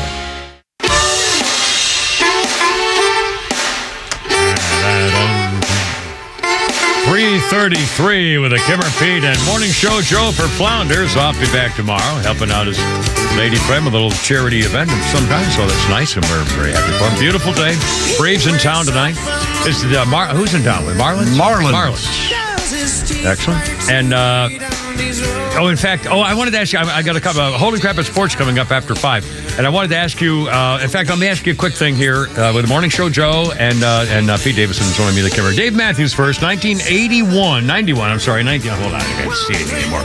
1991, Dave Matthews Band played their first ever live show when they appeared at the Earth Day Festival in Charlottesville, Virginia. And again, this is Earth Day, the first Earth Day in history. And in fact, when I took my daughter Jennifer to Colorado State University, it was she founded the first Earth Day at Colorado State University. My daughter did, many years ago. Our birthday list includes Janet Ivanovich, 81, the author. Do you read her? Have you ever enjoyed her stuff? You haven't really? She's different. She's pretty funny. She's in fact, she does. She actually, I must admit, years I haven't read her in 20 years, but she is very clever about the way women go nuts for men and then girl fights. It's really very, very funny stuff. I think Janet Ivanovich is a very funny author. And I may go buy a book of hers if I can find one when I go looking, just because I used to enjoy the crap out of it. You know, they have libraries. You could just join in. I could do that. Do libraries even get books anymore? Yes. They'll get you any book you want. Actual book? They'll get you a book so I can take it out and go home with it and bring it back. Well, I don't believe that. You live in Fulton County. They have a great library system. They used to. They still do. Well, the Sandy Springs one's wonderful. There's a library where I go near the stable, and a library not far from me in downtown Alpharetta, Roswell. I went there a year ago looking for a book, and it was at the University of Alabama, And they sent for it, and they mailed it to Sandy Springs and said, hey, your book's here, and I picked it up, all free. Well, I'm going to start doing that because I can't. They stopped doing the freaking the best sellers at the grocery stores. The paperback bestseller. I would buy 3 of those every time I went in there, and now I buy none because they don't sell them. You got to be kidding me. There was one stipulation. I had to get the book back within a couple weeks because it was the book at the University of Alabama. Well, they wanted it back. Thank you. Anyway, 3:36. A quick history note here. I think I had one here. I was going to do something. No, I can't find. Here we go. Oh, if you haven't, in fact, we talked about this the other day. On this day in the year 2000, if you haven't seen the pictures, check out the capture and removal of 6-year-old Elian Gonzalez. His mother had taken him from Cuba without his father's permission. During the voyage, the mother drowned. So Elian was left all alone with relatives in Florida. And then all of a sudden, the father said, wait a minute, that's my kid. His mother's dead. I want him back. So the government said, okay, you can have him back. So they sent a SWAT team with machine guns and grabbed him, took him away with force, and went back to his father. And if you haven't seen those pictures... They lied about it, too. Oh, my God. You know who was the one that's lying about it? Janet Reno. No, her underling, Eric... not Swalwell. Oh, God. No, you had to say it. Well, he lied to CBS. They had him on that Sunday morning. And he said, well, he was not forced. And they said, we got a picture of him with he didn't there were have... no guns. Yeah, there were guns. Had the gun. Well, he wasn't pointing at anybody. Yeah. Shows him pointing the gun at the uncle and the kid. Right. They said, well, his finger was on the trigger, so they zeroed in on the finger on the trigger. It's lie after lie after lie. Yeah. And that woman died for nothing. Yeah. Hurt nothing. Right. Yeah. That's horrible. That was 24 years ago. I think it was. Jeez. 3:37. Kimmer, Pete, and Flounder. How's it going? He's the one that had the Eric, the former Congress. Comer. No, not Comer. That's James Comer. Oh God, Eric. I know. I'm killing myself here. Oh, he looked like a Muppet. I know. I hate this. He's still running his mouth. 404-741-1230. 404-741-1230. If you can help us out with Eric, the guy who was the alien is out. Anyway. And Supreme Court again talking about this challenge to municipal ordinances. Holder. Eric Holder. That's right. Former FBI director. He was acting, I think he was the acting FBI he was Attorney General. Oh, that's right. Attorney General. That's right. I bet even worse. Because FBI is under the Attorney General. Yeah, even worse. Eric Holder. God, right. Oh, wow. Isn't that funny? I mean, we lived through that, and now it's just long ago history, and it's just, I hate But he's still... he's still around. Affecting things. Running his mouth. Yeah, absolutely. He was it Congress said, you need to come in here, and he said, no, I'm not going to do it. Right. Contempt. Yeah. And nothing ever happened to him, because he's a Democrat. Nothing happened. Unlike Hunter Biden. Yeah. You're absolutely correct. Yeah, we'll get the thing. Okay. Also, he was around with the Waco thing. That's right, too. Under Clinton, right? That's Reno right, and her. Yeah, that's right, Janet Reno, yeah. The branch, Crispy Christians. Blood on his hands. Yeah, there you are. Columbia University and Yale and MIT, hundreds of protesters taken over again. And Columbia President Dr. Nimat Minouche Shaflik. Bless you. Thank you. Says that she is terribly, deeply saddened by the actions of agitators and anti-Jewish slogans and chants. We need a reset. Columbia's condemned anti-Semitic language, intimidating, harassing behavior. And she says, let's sit down and talk about those we differ with. It's a terrible conflict. We need to talk about that. Let's sit down and talk and argue and find ways to compromise on solutions. That's not it, lady.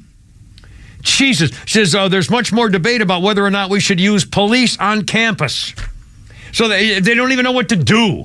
I mean, I remember Columbia University, again, was the hot spot for college campuses in the Vietnam and civil rights and the Black Panthers and, the free will and the women's burn your bride. I mean, everything that was going on in the 60s and 70s was Columbia University. And the cops weren't goofing around. I mean, the schools said, fine, we're all liberals, we'll do whatever you want. But the cops weren't taking that kind of crap off of people.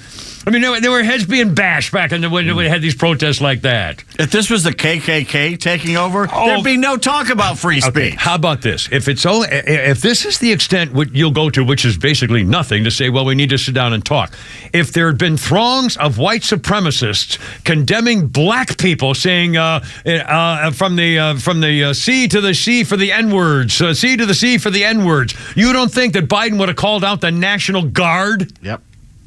There'd be shoulder-to-shoulder guardsmen with guns. And justifiably so. Absolutely. Which is why it should be there now. It's just unbelievable. I mean, come on. Yeah, again, I keep coming back to this. It's such a cliche in my head. If he would just change the political party, if it had been the other way around, they would have done exactly what they're condemning conservatives for doing. And we know, we have history. The National Guard showing up on a college campus and opening fireworks. Well, it certainly solved that one problem there at Kent State. It sure did. Well, they shouldn't be burning down ROTC buildings. I don't know. You shouldn't throw rocks at teenagers with guns. Yeah, that's right. I mean, again, the world is just exploding, and now it's getting worse. And again, it's for the wrong reasons. And by the way, since when is it okay for all these Jew-hating liberal white Democrats to just sort of take over everything with their hatred? I mean, seriously. And by the way, they're all a bunch of freaking cowards. I say every Jewish person and everybody who's a victim of these attacks should be carrying mace. And when someone comes up to you and screams in your face, "Oh, that's a frontal assault," squank. Mm-hmm. Everybody should be carrying mace. I'm sure, and let them have it. Let them have. But for one thing, these people are not real. They're not terrorists. They're not going to go. They're not going to volunteer to go to Palestine and try to slit the throat of Israeli babies. I mean, they're not going to do that. These are cowards. These are go-alongs. These are sheep. These are part of a movement, and they're screaming and yelling because it's fun. It's what they do. They get involved. They're active. I mean, this is what they do for a living. It's fun. We're going down to the thing. Oh yeah. And they get laid doing it. Well, there you are, because they're the easy ones. Protest chicks are easy. Yep. Sorry. That's freaking true. I'm sorry. It's true. I joined every group at Georgia State I could find. We're talking World Wildlife Fund, Amnesty International, all of them. Man. Anyway. You're not wrong.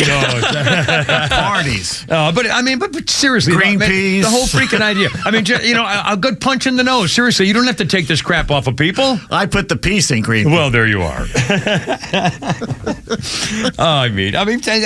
They're just doing it. It's stand up to them. And they're doing it on your money. Yeah, and now Columbia's University said, well, you better stay home. All you Jews better stay home because, you're going to get attacked. So from now on, all your classes will be on Zoom or whatever. No more going to school. How much are you paying for your kid to go put up with that? That's like $80,000, yeah. Mm-hmm. Oh, it's got to be more than that. I think all the Ivy Leagues are between $79,000 and $99,000 a year. I know someone who graduated with a master's degree. It can't be all that. Well, I was on, thank God, the GI Bill in full scholarship. Well, I'm not talking about you. Oh. I know someone else who got through. Oh. And if they got through, can't be all that. Well, I also won 2 National Association of Broadcasters scholarships that no one has ever done before. You also, one of your schools you went to is on the list. The DOJ is investigating for anti-Semitism. Well, there's a lot of badness going on in the world. Must be Michigan State. No, it's the other one. Arizona State. Yeah. Well, that's different. Yeah. They all are. They all if you're a white liberal girl, you hate Jews it's all of a sudden. Yeah. They all are. I mean, seriously, when the hell did that happen, by the way? I mean, anyway. San Diego State's on the list. I went to San Diego State. You don't have time. You're surfing or you're watching the girls. You're not paying attention to what's world politics. The whole thing is freaking ridiculous. And now they have the kids to stay home at Columbia. MIT, they had them. Yale, they had them again today. Elian Omar's daughter, 21-year-old Irsa Hirsi, says she's homeless and starving because the school cut off her food program. And she had kicked her out of her dorm. She had nowhere to live. Go see mommy. If she'd only stayed in Somalia, she'd have all the food. No, that's too bad. That wouldn't work either. Well, maybe she should marry her brother or something. See if she can't get another bed and breakfast idea going here. Good God. 3:45, almost 3:45. Hey, tell you what, yes. Yeah, I just got an alert, a bulletin from Amazon.com of a deal. Says this is a deal for you, Mr. Davis. You know what it is? What? It is a all-in-one mini gold prospecting kit. Gold prospecting? I think I'm getting it. Yeah, but where do you have to go to gold prospect? I have a creek right where you are. Yeah. Well, then you should get it. And I want a video. We want video. Oh, my God. It's 4:45. And by the way, you're going to hear Bill Maher, who once again is making sense for a screaming liberal. He's done it again. It's a lot. We won't play the whole thing because it's too long, but we'll play a bunch of it, and I think you'll like it. Plus, are dogs now slammed as colonial settlers, causing gentrification in cities? If you get a dog, you're causing people to lose. Oh, God. Coming up, 4:15. Give her Pete and it's Morning Show Joe for Flounder.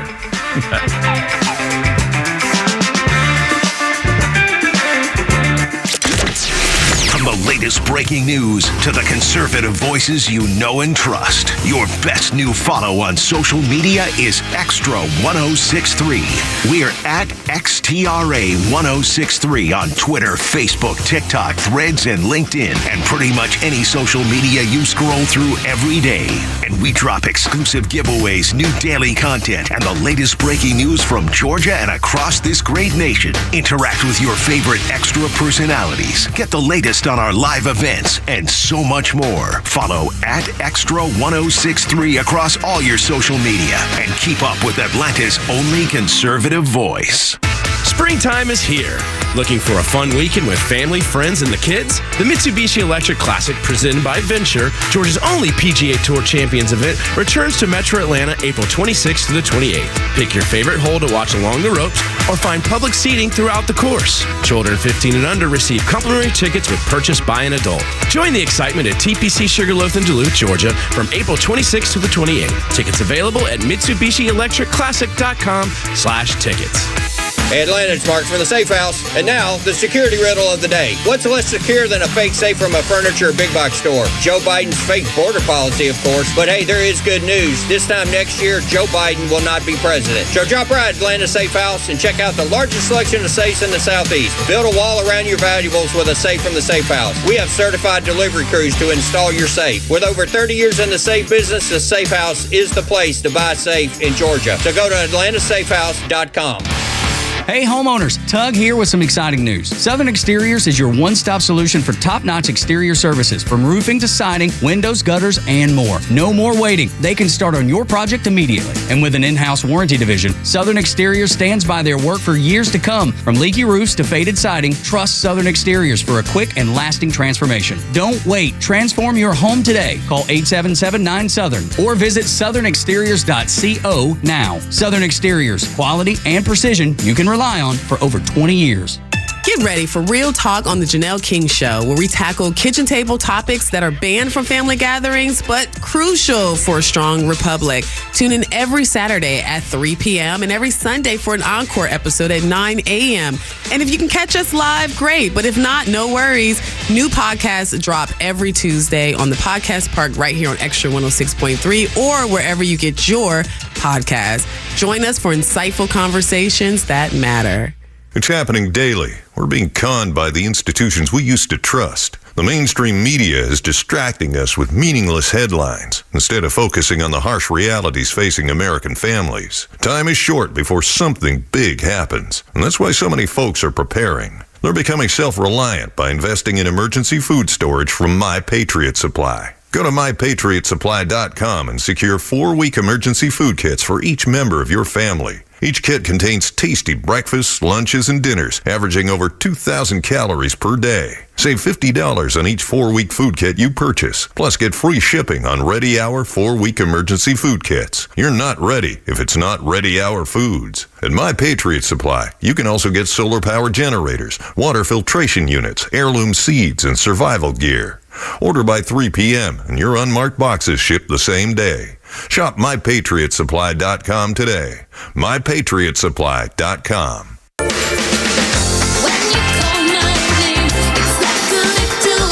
I like this one.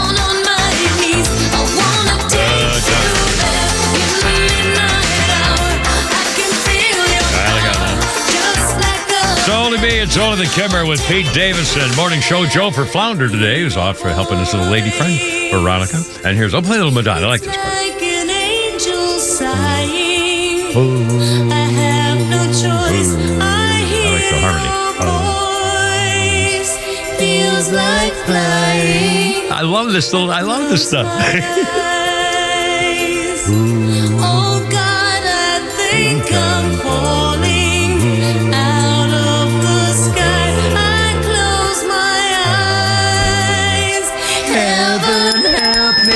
All right, here we go. I love this song. I don't like Madonna. I think she's a scam. It's a good song. But I like this song, and I love that. I love the sweet harmony. I just love that sweet harmony. And see, look at Morning Show Joe's rocking out in there. It's a good one. It's a great song. I prefer Like a Virgin. Yeah. That's true, but this is my number one. But I like 3 songs of hers, I think, and this is one of them. Anyway. Beautiful Stranger from one of the Austin Powers movies is a good song from her.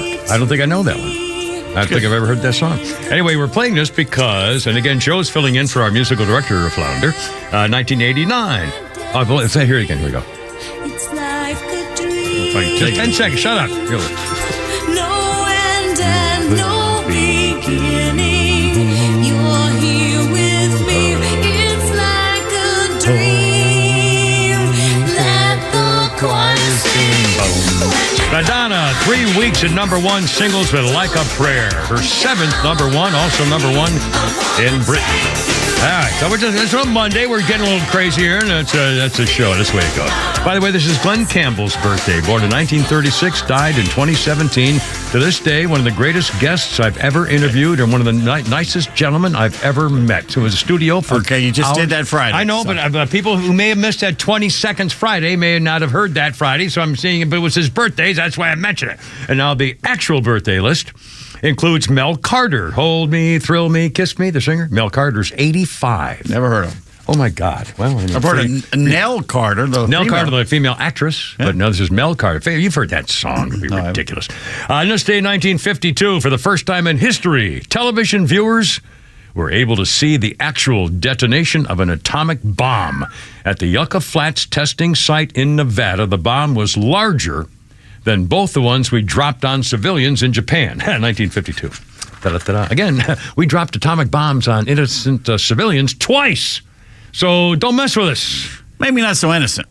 Well, I mean, most of the people dead were, hated us, but they weren't taking up arms against us. I mean, the villagers and stuff. But still, I don't call it anything you want. We still, we said, oh, really? You didn't like the first one?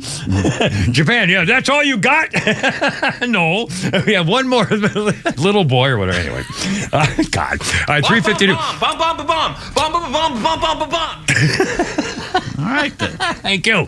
Hey, let's play a little Bill Maher, and then we're gonna Flounder's funny for Joe's jokes here. First, little Bill Maher was on talking about what's going on. Ron DeSantis may be right.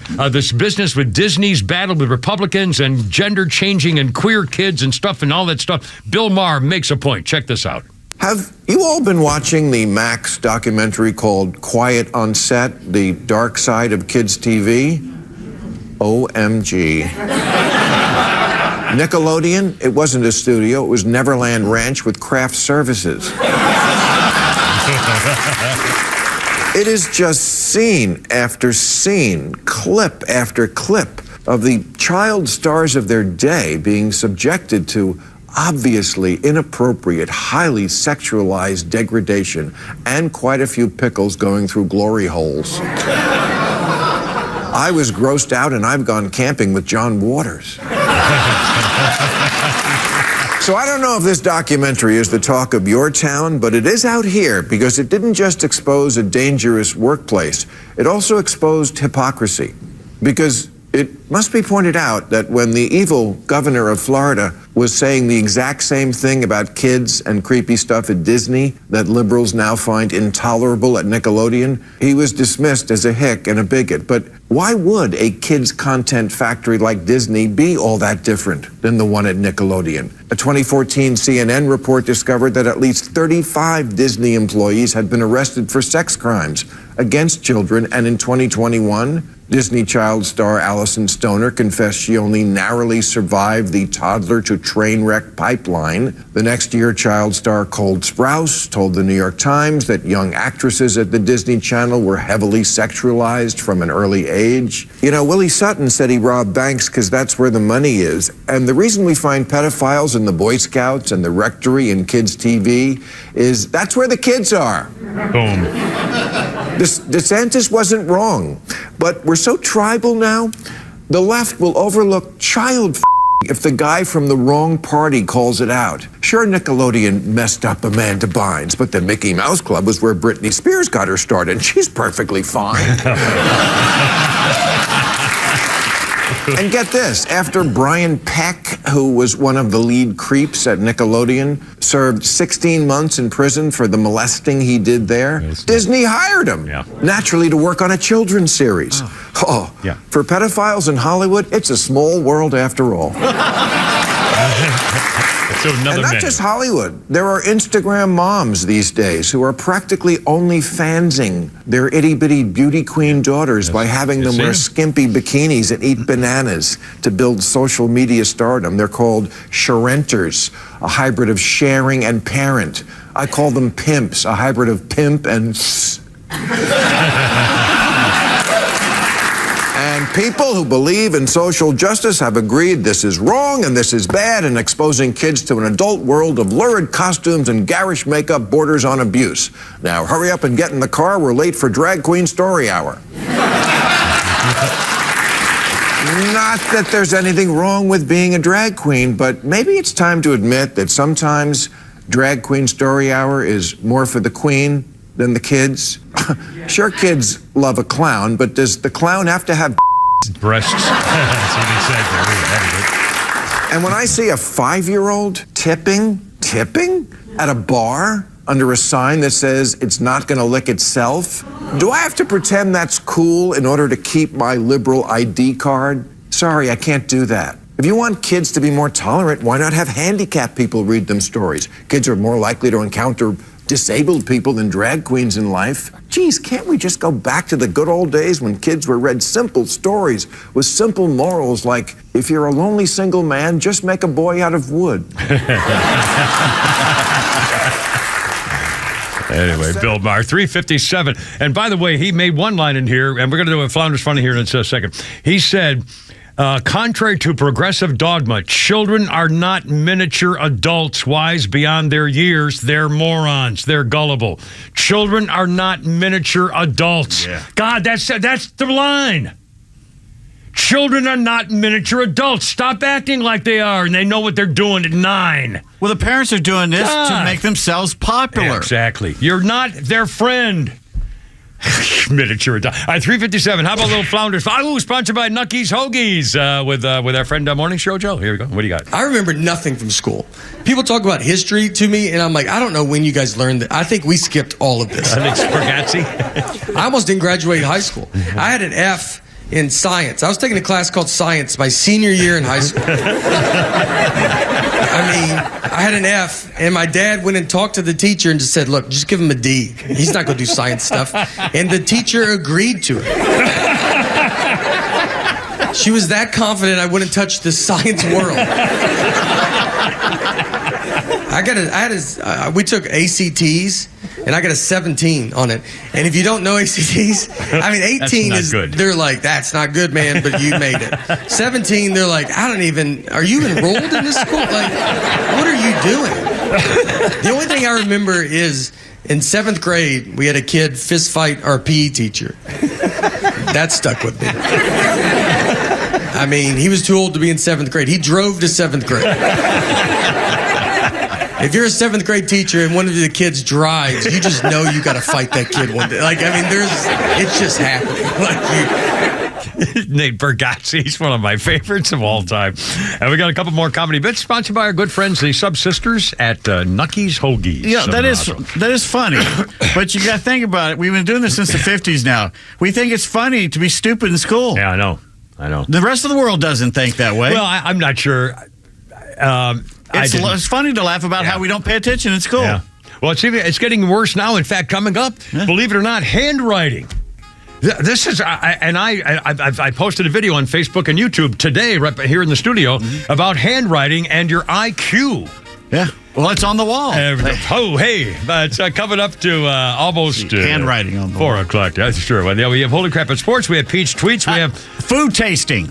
Food. Are you hungry? No, he's not hungry. No, the morning show trying not to. No, he doesn't want any of that. We have 10's what it is and where you got it.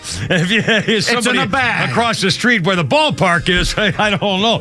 So 4 o'clock, give her Pete and Joe for Flounder on 106.3.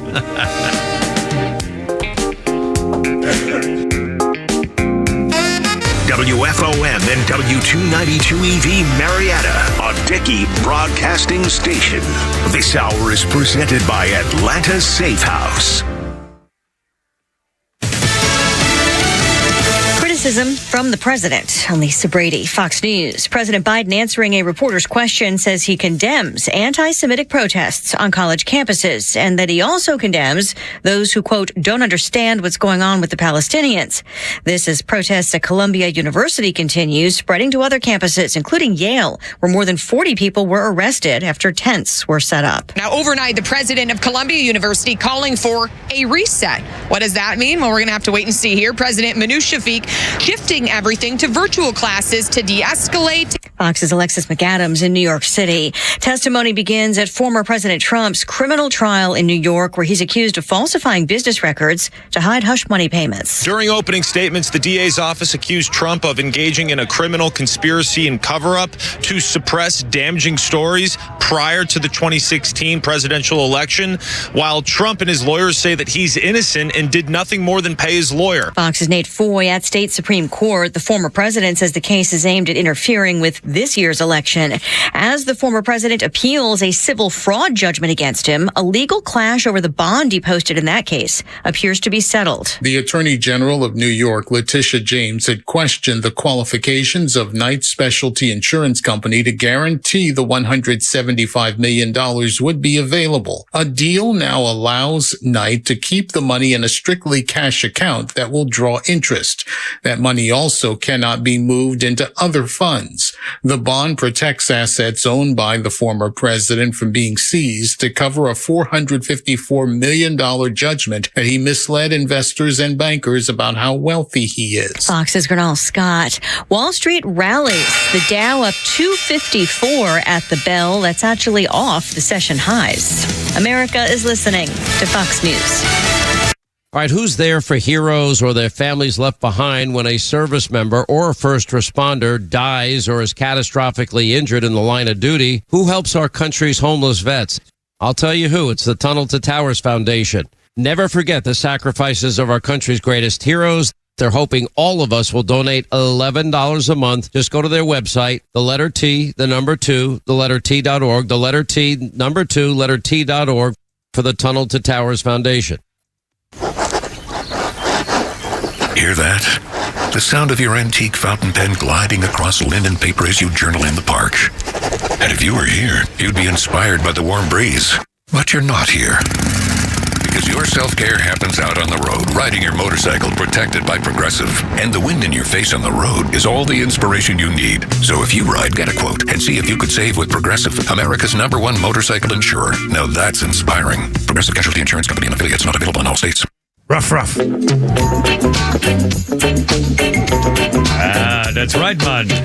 Coming to play the time of the people, man. Oh, yeah. I have no idea what I was saying there. 1978, Bob Marley and the Wailers were at the One Love Peace concert in Jamaica. It was Marley's first public appearance in Jamaica since being wounded in an assassination attempt a year and a half earlier, 1976. Bob Marley, and he died from a toe infection of cancerous toe nail. Spread. Yeah. God, have you ever been to Jamaica?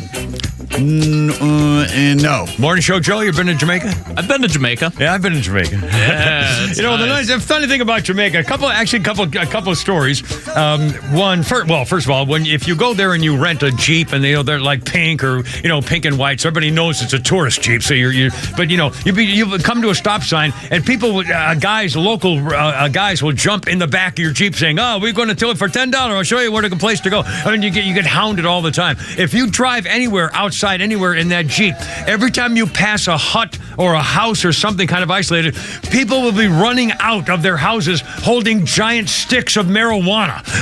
These huge bales of marijuana on a stick. Oh, ganja.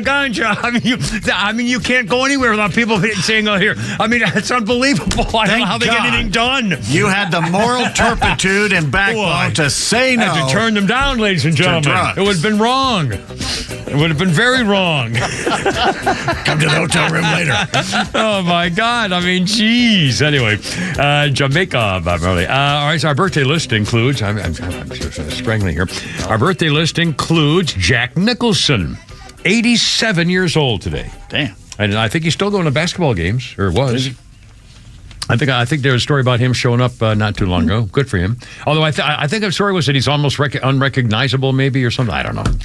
Let's see. Kimmer Pete and Jofer floundered today. And on this day in history, in 1864, the U.S. Congress passed legislation that would allow the inscription, "In God We Trust," to be included on the 1 cent and 2 cent coins. Have you ever had a 2 cent penny? A 2 center? Don't believe so. I don't think I ever have either. Joey, ever seen a 2 cent coin? A 2 center penny? It wouldn't be a penny, it would be 2 pennies. Joey, you ever seen a... You like movies about gladiators? Joey? No, I haven't. 405. You ever seen a grown man naked? There you go. Oh, mercy. Coming up, we're going to hear about how Delta Burke used to use crystal meth. Okay, explain who Delta Burke is. Oh, you don't think people know Delta Burke? They've probably forgotten. Well, all right. Well, she's got one claim to fame. Well, that's true, but she's married to Gerald McRaney. Yeah, other than that, who was coach or not coach? Coach Simon and Simon. No, Simon and Simon. Gerald McRaney's been a lot of stuff, but no, he's not coach. No. Well, who was coach? Oh God, what was his name? Big tall guy. He was on. Craig T. Nelson. Yeah, Craig T. Nelson. I got you. Yeah. Okay. Anyway, Delta Burke was the woman on the Designing Women, and she was always fairly not a petite lady, pretty, but she was beautiful.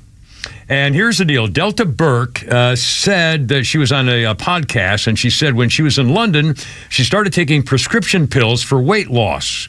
Someone said, hey, I'll get you some of those black beauties, and she'd take the pill in the morning so she won't eat. She said they were like medicine.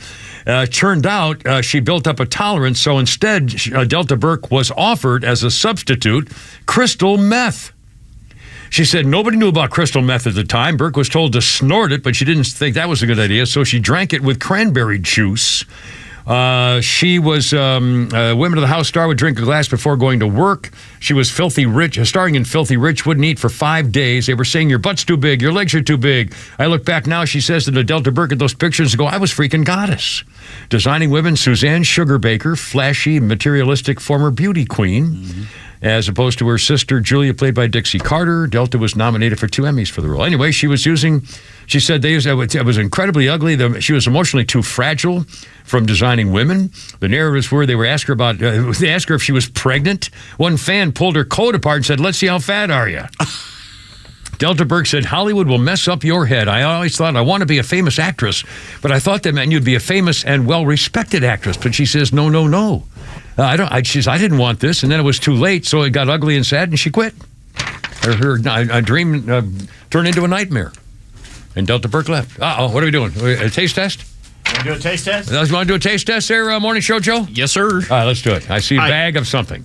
You like goldfish? I have always enjoyed goldfish. The little, not the swimming things, the actual cracker. The goldfish cracker, little gold crackers. Yes, I have. I like those. They have 3 new tastes now. Really? And I got this one. It's salt and vinegar. The salt is good. I'm not sure the vinegar would be good. They have 3 different flavors now. So I thought because the gold ones are real salty. That's why I like them, because they're real salty. Are they still cheesy?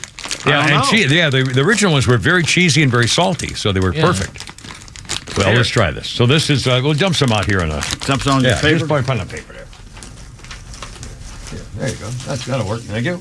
Morning Show Joe. Get some during the commercial, Joe. All right, now let's show them to the little people. Come on in. If you can see them, they're kind of lighter colored. They're not gold. They're sort of light tan or yellowish. They're not dark gold like the other ones were. And they're about the same size. They look puffy. They look like puffs. I'm eating one now. What do you think? They're lighter and they are lighter, aren't they? And flakier, and I don't like the vinegar. You know what they taste like? I just tasted the vinegar after 3 or 4 chews. I don't like them. Chicken and a biscuit. You ever ate those? Yeah. My grandfather loved it. I love chicken and a biscuit. Haven't even seen those in 40 years, I'll bet It's exactly what this tastes like. These are delicious. I'm a little too anti-vinegary. If there's just the salt part, but if they had cheese instead of the vinegar, I'd be a lot happier. You don't like sour cream and onion chips? Yeah, These are delicious. My best kind are just lots of sea salt. Oh my, muy delicioso. Yeah. Okay, si, senor. Oh my gosh. Ay, Dios mío. I know. Again, they're called what? Salt and vinegar. Crisps. What are they? Goldfish crisps. Goldfish crisps, and they got 3 different flavors now. Yeah. They're not paying me to do this either. No. I mean, it's tasty. I'm enjoying it. But I wouldn't go buy a pack because I don't like the vinegar part of it. Well, try the other. I will. I'm going to do that. For $4.10 with a Kimmer, Pete, and Joe for pounder. I bought these up in Williamsburg. And I forgot to bring them in last week. So all the way from Virginia. Oh, my goodness. Excellent. On our break for whatever it was. Mm-hmm. Where were you in Williamsburg? For our vacation? A couple weeks ago. Yeah. Drove up there. Yeah. Let's see. President Potato Head's done it again. The Prime Minister of Papua New Guinea says, no, whoa. Excuse me. He was very tasty, Joe. Yeah. So tell me about your dinner. Some fava beans. God, the Papua New Guinea Prime Minister says, now just a minute. We don't eat people. Come on. God. He says all this loose talk about your behavior. Last thing anybody needs, all loose talk about it. Sit down, Danny. The Prime Minister said Biden's contentious remarks that our relationship should be stronger than one blurry moment, but he said Biden complains, of course. President White Trash said that his uncle got shot down and eaten by cannibals and never recovered his freaking body, which didn't happen. But so he talked about cannibals. And so the Prime Minister said, no, wait a minute. The Prime Minister says that this is just not right. We don't do that kind of thing. My country does not deserve to be labeled like that. He says in a separate statement, the Prime Minister of Papua New Guinea said the people of Papua New Guinea live with the fear of being killed by bombs left over from the Second World War, so please come and freaking get them. We want you to, instead of focusing on cannibals, why don't you focus on cleaning up the unexploded ordnance left over in Papua New Guinea from World War II? Somebody put a satirical piece on social media saying, what would you think if you were the poor American consulate, or what do you call them, the consul to New Guinea, and you had to go to this guy to explain what the president just said? Yeah, sorry about that whole cannibal thing. Oh, man. There are much deeper values than one statement, one word, but get to work on other things anyway. And, of course, President White Trash also regaled with the audience with an anecdote about meeting former German Chancellor Helmut Kohl in 2021, even though the man had been dead for 4 years. And he confused the French president, who was dead, with the current leader, Emmanuel Macron. So, I mean, come on. And, by the way, have you seen the commercial they're running now about how smart he is and how with it he is? Oh, God. In fact, they started playing it on the radio this morning on Glenn Beck, I think. I had to turn it off. I literally was so offended, and I'm thinking, oh, my God, they're going to get away with it again. He said, we have the best economy in the world today thanks to my policies. He actually said stuff like that. I paid $5 a gallon last week for gasoline. God. Anyway, they're getting away with it. My dog has more on the ball, and my dog is dead. I mean, it's just unbelievable. And that commercial is just bragging about all the achievements. Well, he's got to do something. I mean, they just sit there, right? God. And that, well, here's some more of what these people are thinking. They're now city dwellers are complaining that dogs are marking colonial territory and gentrifying neighborhoods. There's a hostility growing between dog owners and dog non-owners in New York City. A woman says dogs in large cities are essentially settler colonial, a way for their owners to move into and occupy more of the urban space than they are allotted while making it everyone else's problem. Settler colonial is a term of art recently adopted in the far-left activist circles to decry everything from gentrification to poor environmental stewardship to the capitalism policy itself. Settler colonial accompanies slogans by the Anti-Defamation League as anti-Semitic. From the river to the sea, Palestine will be free. That's settler colonial. The anti-hate organization says it's a rallying cry for Israel's destruction. That is settler colonial. So comments, how do you feel about homeless people privatizing public sidewalks with their tents? How about settler colonial when you mean kind of rude? How about creating a market to buy, sell, and trade our personal urban space allotments, mocking the whole deal? I mean, it's unbelievable. That's it. You're coming for the dogs. The hell with all of you. You dog owners and dog lovers are now responsible for the decay of American cities. Come for the dogs and see what happens. Everybody should be required to have a dog. In fact, I swear to God, if I could do one thing that I know would be very, very hard to do, I would have everybody required to grow up with a dog and make sure they had even if the government had to pay for dog sitters and dog watchers and everything else to make sure that they were never abused. In other words, I would think having a dog in a family, even if you didn't know how to take care of it and we had someone else help you take care of it, would still be beneficial to every American family. Instead of the immigrants, why don't we just start doing the illegals? Why don't we just start funding homes for dogs? Yeah, absolutely. I make the world a better place. They're not with their hands out, wanting free housing and education. A dog in your house would make you a better person and a better child. Little paws. 5:15, 4:15. It's 4:15. It's close by a mile. And a dingy dongy too. Brent, was that Flounder? Flounder sent something we're going to play afterwards. Oh, cool. Outstanding. All right, so 4:50. Is he done for the day then? He couldn't be done for the day. Usually he'd start drinking and everything else. Anyway, a little charity event. All right, look out. 4:45. Quarter after 4. Maybe they had a fight. 4:15. No. Shh. No. Don't even put that out there. Kipper Pete and Joe for Flounder.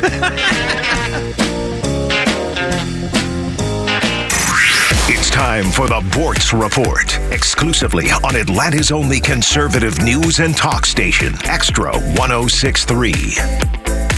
Opening arguments today in Trump's trial. Have you figured this out yet? It's tough. I'll see if I can make it a little bit more clear what's happening. Donald Trump paid $100,000 plus to Stormy Daniels to keep her yap shut about a discussion of the Big Bang Theory they supposedly had.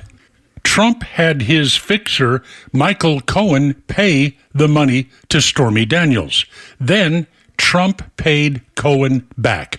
Are you following this so far? Now, Alvin Bragg is the Manhattan District Attorney, and he ran for that office on a promise to get Donald Trump. Elect me, and I'm going to get Donald Trump.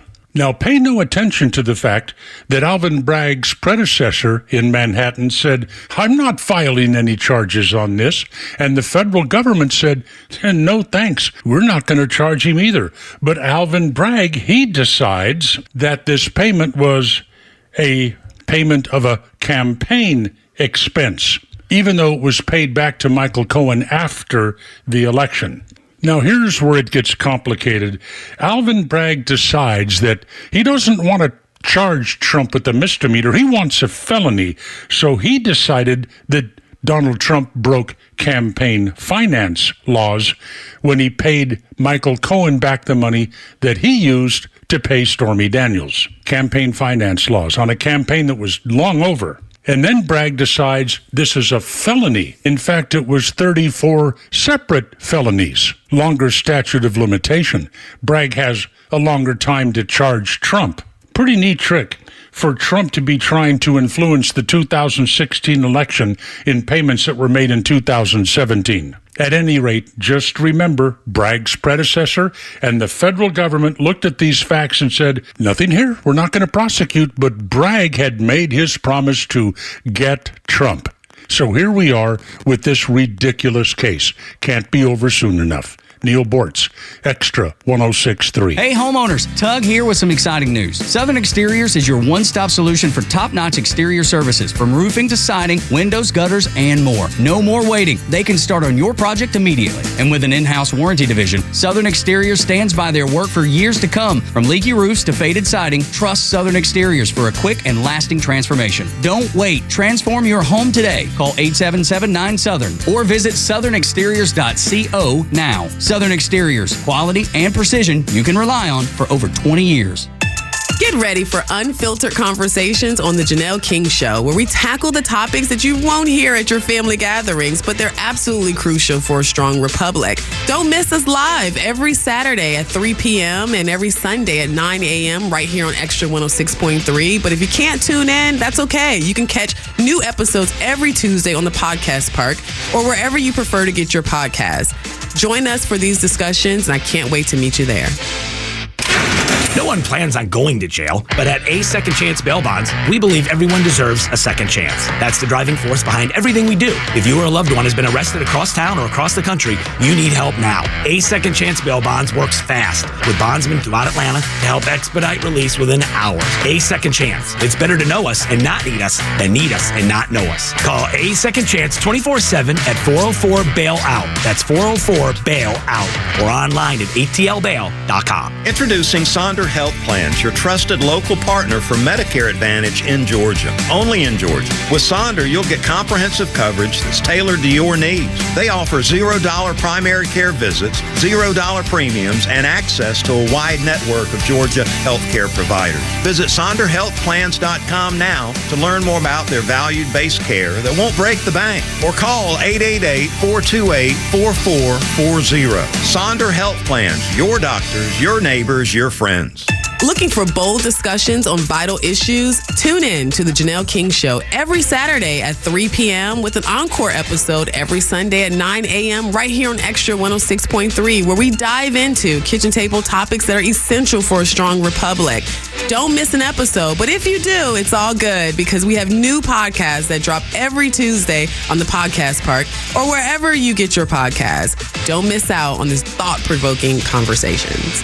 The Atlanta Braves invite fans to come experience the brand new Blue Moon Beer Garden at Truist Park, located in right field, offering the largest variety of Molson Coors beer options and unique food pairings. Plus, there's a special ticket offer for the new space for any weekday game during the regular season. Tickets are only $30 and include a grandstand reserved game ticket and $15 added value to use toward food or beverage. Lock in your seats now for Blue Moon weekdays at Braves.com/Blue Moon. Atlanta Braves baseball. We are Braves country. Tax season can be stressful, but it's also a wake-up call. It's time to think beyond April and plan for your future. At Master Plan Retirement Consultants, we're not just advisors, we're your partners in building a secure retirement.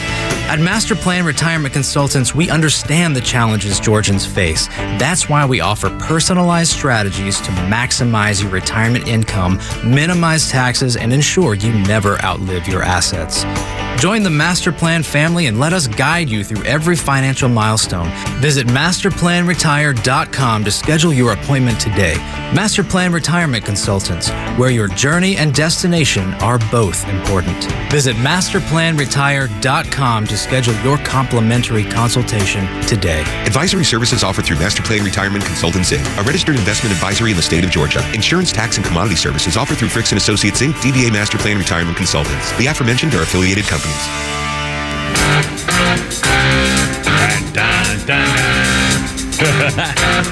I guess every kid who got a guitar, we tried to do this riff because it was fairly easy, I suppose. 3 notes. 422. Kimmer, Pete, and Joe for Flounder with Deep Purple from 1972. They scored their second UK #1 album with Machine Head. The album features Smoke on the Water and Highway Star, often cited as a major influence in 1972 in the early development of the heavy metal music genre, and commercially it was Deep Purple's most successful album, Machine Head. Again, that's I outlived that whole genre. I never liked it. No, it's still around. No, I'm just saying. No, I was too old. We'll see who outlives you. Thank you. Never quite got the thing. Birthday list includes. Oh, in fact, we just mentioned we played Bill Maher a minute ago, and he was joking that he's not anti-gay. Hell, he even went camping with John Waters. He said, "Well, ironically, John Waters' birthday is today. Huh. John Waters is 78." And here's what Flounder's history and birthday guy wrote. Groundbreaking, subversive, and trashy filmmaker whose credits include Pink Flamingos, Female Trouble, and the original non-musical version of Hairspray. John Waters is a proud gay man, and he has a great response to people who tell him they're straight. So is spaghetti till you heat it up. Hadn't thought of that. Who walks up to a gay person and says, I'm straight? Yeah, I don't. Who does that? I can't imagine. Please. Anyway. He thinks the man protests too much. He might do that, indeed. Let's see. Our history list includes On this day in 1978, we also talked about Saturday Night Live. 1978, John Belushi and Dan Aykroyd first appeared as the Blues Brothers on Saturday Night Live. 1978, back when it was fairly amusing. And on this day in 1994, Richard Nixon died of a stroke. He was 82. There you go. Anyway, here's the number, 404-741-1230, 741-1230. And here we go again. This I hope this turns into something. We just got notice, and I'm going to update you on the Trump legal case today. Although I haven't heard any of the opening argument. I haven't seen anything written down. Every story just blows right past it. The one thing we want to know is opening arguments. What are they saying? This man is. We want to hear what the charge is. I mean, my God, you're watching too much Law and Order. I know. I seriously, that's right. Maybe it wasn't a big deal. They just said what they're going to do and moved on. I wanted to hear what Trump's guy is saying about whether this was, a fake, a farce, election interference. I mean, what, he's making that point or just talking about the legal aspect of the law? I mean, I want to hear all of that. The only people they've quoted about talking about it is Jonathan Turley from Fox and his female lawyer. I forget her name, the real good-looking one. Yeah. They're the only ones, really, I know. people are Well, quoting. I've got Turley's comments here, but again, he doesn't talk about the opening statements. He talks about the trial, which is a disgrace. I mean, this is a laughingstock of a court case in a New York court. Has no business being there. And now, we just heard about this. Apparently, President Crime Family was talking. I know when he made the mistake of walking up to reporters so they could ask him a question, and his staff is going nuts. So President White Trash goes up to reporters, and Morning Show, we have a little comment here. Check this out and see whether this reminds you of any other candidate or president concerning both sides of an issue. Condemn the anti-Semitic protests on college campuses. I condemn the anti-Semitic protests. That's why I've set up a program to deal with that. I also condemn those who don't understand what's going on with the Palestinians and how they're being. Should the Columbia University president resign? Right this way. I didn't know that. I'll have to find out more about it. Well, he basically is saying that there are good people on both sides. Yep, exactly what he said. He said, well, you got your leftists over the thing, and you got the other people on the other. He said, basically, there were good people on both sides. I condemn the bad people on both sides. Gee, does that sound familiar? Again, Donald Trump never said there were good Nazis. They asked him about the issue of tearing down statues of Lincoln and Jefferson and Washington. And he said on the debate of the issue of tearing down America's history and so forth, there are good people on both sides. It's a discussion needs to be happening. He never said there were good Nazis. He never said there were good Nazis on that side and good Jews on the other. I mean, it's unbelievable. And Biden really didn't say that, but we're going to say he did. Yeah, let's say he said there are both people on good sides. Yeah. I'm sorry. We're going to lie like they do. Yeah, exactly. In fact, if that had been Donald Trump, again, here's another example.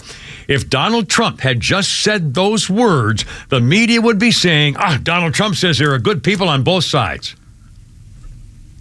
There you are. By the way, they're showing video of Columbia. They've all got these beautiful tents from LL Bean or wherever they're getting their tents from, Coleman. They all have Palestinian flags. Those aren't cheap. So somebody's paying for this. Somebody's organizing this. Absolutely. And by the way, isn't it Passover? Tonight? Oh, my God. Starts at Passover. Lord, we beseech thee maybe to have a little Passover, modern style. How about we tell the people of the area there that put a little red mark on the good people on the good houses. Lamb's blood. And lamb's blood on the good people's houses, and don't tell all the other ones with their new tents. And then and see what happens. Amen. I mean, I wonder if think about if this keeps going. If this kind of destruction.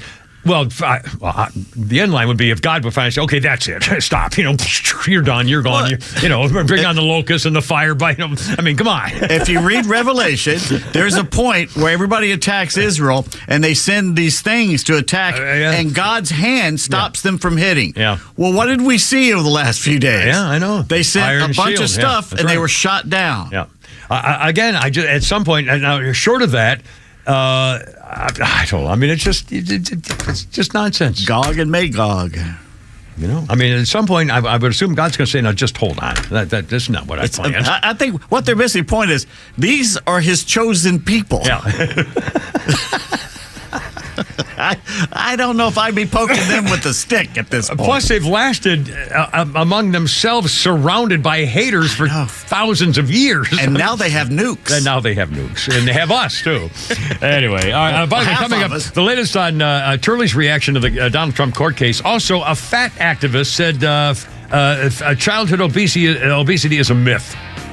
And the Taylor Swift and she's fat as hell. And she's a pig, yeah. And the reason that her husband finally left her after what he saw her doing and having a snack with her child. Wait till you hear what they finally sent him over the edge. And sent him into the gym to say, I got to get out of here. 4:30, Kevin Pete and Joe for Flounder. Oh, my God.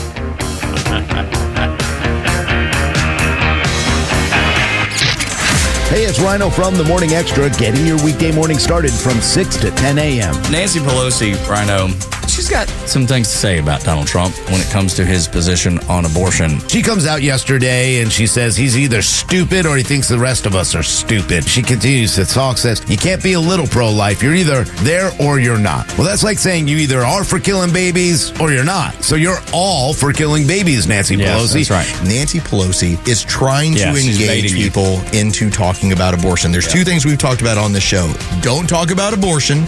If you have to talk abortion, say, we're going to leave it to the states. You'll decide what your community is going to be its standard.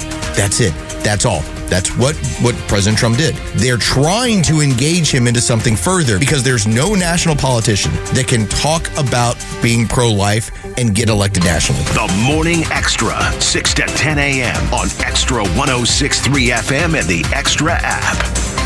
Millions of guys suffer from erectile dysfunction. That's 1 in 4 men. And I can tell you, I'm one of them. If you or someone you know suffer from ED, Peyronie's disease, or PE, here's 38-year emergency room doctor and founder of Total Body Therapy of Georgia, Dr. Eric Deal. Patients who enter my office are often frustrated, hopeless, depressed, and embarrassed. I understand the problem, and I'm going to help you fix it. There are lots of competitors that don't have the credentials that I have. When you go to other clinics, you're not going to see a board-certified physician with the experience that I have. When you come to our clinic, you're going to see me. There's just not one therapy that can solve these complex issues. I'll do a complete history and physical prior to any treatment that we use. Take it from me, Dr. Deal. When it's not hard, it's really hard. Call Dr. Deal for your free one-on-one evaluation and resolve your ED, Peyronie's, or PE issues. Total Body Therapy of Georgia, 404-777-1911, 404-777-1911, online at stopmyed.com.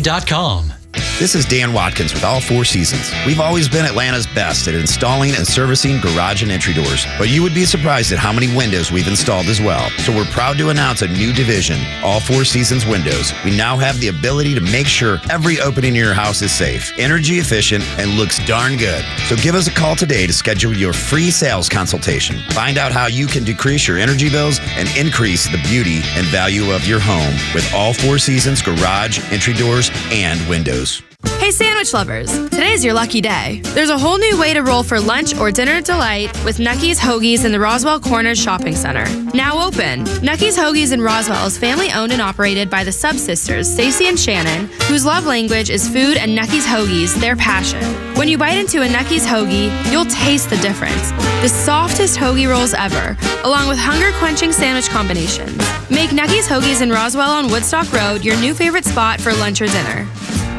Hey, it's Front Office Lowe's. Let's talk about Howard Brothers and Toro mowers. With roots dating back to 1914, Toro was built on a tradition of quality, long-lasting products. Toro takes the same technology that pro contractors rely on and design them into every product they build. They're not just reliable, they're comfortable and give you the beautiful lawn that you want in less time. Visit Howard Brothers Power Equipment today to find your next zero-turn mower from Toro. The grass is always greener when you take care of it with Toro and Howard Brothers. Get ready for Real Talk on the Janelle King Show, where we tackle kitchen table topics that are banned from family gatherings, but crucial for a strong republic. Tune in every Saturday at 3 p.m. and every Sunday for an encore episode at 9 a.m. And if you can catch us live, great. But if not, no worries. New podcasts drop every Tuesday on the Podcast Park right here on XTRA 106.3 or wherever you get your podcast. Join us for insightful conversations that matter. Horizon Background Screening is a fully licensed and insured private investigations firm that focuses on litigation support for law firms, criminal defense cases, and background investigations. We are also FCRA compliant and process pre-employment background checks, tenant screening, and background checks for volunteer organizations. Whether your business is a law firm needing anything from scene investigations to witness interviews, or a company that requires pre-employment background checks, we have the experience you need. Visit horizonscreening.com to learn more. That's horizonscreening.com. Sequoia National Golf Club is located 45 minutes west of Asheville, North Carolina, and nestled among the oak, fir, and flowered valleys in the heart of the Great Smoky Mountains. Owned by the Eastern Band of the Cherokee, this Robert Trent Jones II design offers an idyllic 18-hole journey filled with panoramic vistas on every hole, beautiful landscapes, and a fun mountain golf experience. Enjoy a relaxed lunch or afternoon beverage on the outdoor deck with 180-degree views of the Great Smoky Mountains. The surrounding community also provides golfers a welcoming environment that is rich with Native American culture and exciting year-round attractions. Sequoia National Golf Club is just 4 miles from Harrah's Cherokee Casino Resort and just a short drive from Atlanta. Experience a fun afternoon of golf with your friends or stick around for an epic stay-and-play weekend. Experience mountain golf at its finest and then go hit the casino floor. Book your tee time at sequoianational.com. That's sequoianational.com.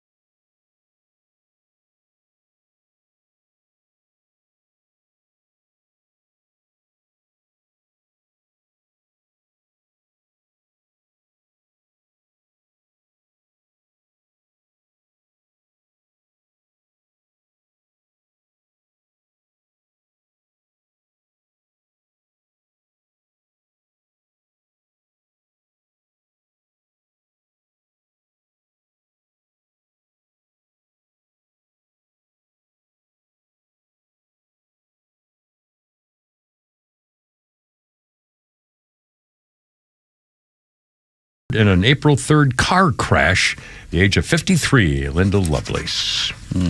Boy, I remember those deep throat days. And, so many puns. Oh, Lord. So many puns and so much SEC. Yeah, can't really do anything Nope. in that area not anymore. No. Can't touch it. By the way, it's 4:37. Our 4 o'clock hour brought to you by our good friends at Atlanta Safe House, home of the Kimmer Safes, by the way. You need a safe, you just don't know it. Learn more at atlantasafehouse.com. They have a showroom in Ackworth, by the way, which is fantastic. Home of the Kimmer Safes. 437, 404-741-1230. What? I was looking for couches Saturday. I went to a furniture store way up in the mountains, and there wasn't much of a selection of couches, but they had a bunch of great quilts, great quilts. And every one of them had a bear about to do something horrible to a campsite. Really? Well, I guess, you live in the life, you got to be careful when you're up there. I almost bought one. Oh, my. Well, anyway. 437, Kevin Pete and Flounder with Morning Joe filling in for Flounder, is doing a little charity work today, which is nice, and it's good to be there. Let's see. A fat activist says childhood obesity is a myth. Virginia, a little hyphenated, Virginia Soleil Smith is a fat activist. Literally. I swear to God, it's even in quotes that she calls herself. She is saying childhood obesity is, by the way, my headphones are driving me nuts. I don't know why it's like it's real tinny or something. I don't know why. I don't like this set of headphones. I like them over there instead. I don't know why. Sorry, I don't mean to complain. Anyway, so she says childhood obesity is not a problem. Anti-fat bias is a problem, and she lets her children eat whatever they want, even against the wishes of her former husband, who broke up with her when he saw her doing one thing with his daughter. We'll get to that in just a second. She's an author of a thing called Fat Talk, advocates dismantling diet culture and anti-fat bias. We don't parent body size, she says. How your child is eating and how much they move their body is really the smallest piece of the puzzle. When you focus on that with the goal of controlling your child's weight, you do a lot of harm. Okay. She started to reevaluate her relationship with food after her daughter was diagnosed with a heart defect, had to eat through a tube. And during the pandemic, this woman says her husband turned to working out, while this woman, Soleil Smith, says she found the value of comfort eating. I deserve softness. I deserve a little tenderness. Everything's chaos. It's nice I can make brownies. She says, doesn't matter what people's health status is. Drug addicts are worthy of dignity, respect, and medical care. Doesn't matter what you caused it. Doctors are supposed to meet you where you are. Well, she told the New York Times that she and her now ex-husband, Dan, had a fight when she caught their daughter eating a whole stick of butter. She says the daughter thought it was cheese and she wanted to intervene and stop her from eating it. If I put butter on the table and the kid wants to eat butter, that's fine with me, she says. They split after 14 years of marriage and 25 years together. She says, I just can't take this anymore. This is unbelievable. And by the way, actual doctors and pediatricians are saying that you can't acknowledge that weight doesn't have an impact on children's health. My God, how many fat kids do you see lately? Every other week, you see one of these fat advocates die. Yeah. There were like 2 within a week a month ago that just died. They're running their mouth and they're doing these videos on TikTok and they think they're cool, and then they're dead. Yeah. Well, in fact, you're right. Just last week, I think and she was like 24 or 28 or something. I mean, there was a young one who just crocked off of this. That's abuse. He should take her to court and take the kids away. Yeah, it's unbelievable. I hate to be that kid. You don't think the kid's going to get back at her parents at some point when she gains 400 pounds in 5th grade and whatever, and then he's made mock her? And that kid's in for nothing but trouble. I mean, imagine bringing somebody over to your house to have a little snack and play, volleyball or something in the backyard. Hey, would you like a stick of butter? How about a jar of mayonnaise and a spoon? There you go. Jeez. Bowl of gravy would be good. Gravy and salt, that'd be nice. Take a bowl of gravy More and a bag of salt. people die of heart disease in the U.S. than anything else. I know. More than drug addicts. Well, here we kills go. more people. 441, Kimber, Pete, and Joe for Flounder. Nice to appreciate you having a boy. But I want to ask you about, have Amanda set you up with anything going on here? No, she hasn't set me up yet. Oh. She's working on it? We're going to get a new wardrobe. All right, well, let's do that later. I want to talk about that later because I think it's important. You might want to start by wearing your baseball cap on the correct way. Yeah. This is the only right way. Yeah, wearing flip-flops, are you? Are you catching later? Are you a backstop? Oh, yeah. Okay. I'm filling in for Trav tonight. 441. Taylor Tots. You know what that is? Taylor Tots are Taylor Swift's little children who love her so much, like my granddaughter, Molly, who just turned 10. And for Christmas, I bought Molly 2 Taylor Swift items because she loves Taylor Swift. And in fact, her mother, Sarah, my daughter, and Molly went to a Taylor Swift concert. And I don't mind telling you, they spent thousands of dollars on the tickets because it was a once-in-a-lifetime thing, and they wanted to do it. And I salute them because how many mommy-daughter things do you get to do that would be lasting memories literally forever? And so I'm all in favor of it. And they can afford, they both work, the parents work, and they're doing great. So I say, do it. Absolutely do it. That kind of attitude, by the way, is the reason I don't have any money anymore. If I felt like doing something, by God, I did it. I bought a girl a sheared beaver and fox jacket once because she looked pretty in it. A what? Yeah. Sheared beaver and fox coat jacket. Once again, I'm just going to let that lie there. I'm not going to touch she looked so good, and I said, I'll take it. Taylor Tots. And by the way, some moms are getting a little nervous about this. In fact, I think Morning Joe found us a song coming off of this double album called the Taylor Tots. Their double album is called The Tortured Poets Department. She has 7 songs on the double album that come with a warning label. Actually, a warning label on the records. And people are saying, I feel bad for the Taylor Tots, the little kids that love her, because parents are not going to deem this album appropriate. The album's not suitable for kids, says one girl. It's called Tortured Poets, but who thought it would be a kid-oriented album? I'm okay with the curse words, but there's a lot of self-harm, violence, and death talk. I'm not feeling comfy with it this second. I'm going to sleep on it, give a few more listens. Apparently, the nickname given to young fans be listening sparks debate on Facebook. Parents are going to deem it inappropriate. The lyrics in, kids listen to her older stuff. There's a clean version of the album, but they're talking about tortured poets. and self-harm, violence, death talk that say I'm not very comfortable with that. Anyway, here's one of the, what's the name of the song? Do you have the song there, Morning Show? It's called Thank You, Amy. And is this one of the ones that says it's kind of blocked for parents or warning for parents? Yeah, it's got an F-bomb in it. I blocked it out. Okay, well, here is Taylor Swift for Taylor Tot's issues on bad language and thoughts.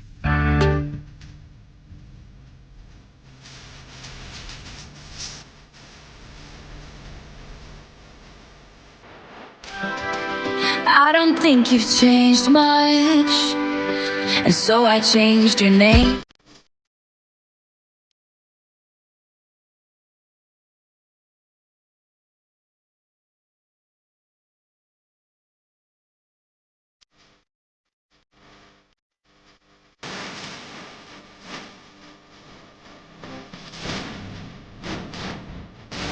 I don't know what she's saying. She's attacking Kim Kardashian. Does she do nothing but use her song and her talent to attack other people and get revenge on people? Yeah. Boyfriends, ex-boyfriends, yeah. There's She's still something doing that. psychotic about that. And by the way, I like the song. I love her voice. I mean, I really like her music. I have to say, I really do. It's bland. Yeah. Well, I maybe, but I like bland. I mean, whatever this is, I like her voice. You like this? I like her voice, and I like the harmony, and I like harmony. I like sweet music harmony. I really do. She's skinny as a rail. Yeah. Oh, I don't like her as a human. I mean, oh my God. Oh, you ever seen the feet on her? Oh, Jesus. Oh God. I may never eat again. Looks like one of those big blue birds. Oh God! The blue-footed booby. That's what. That's what she looks like.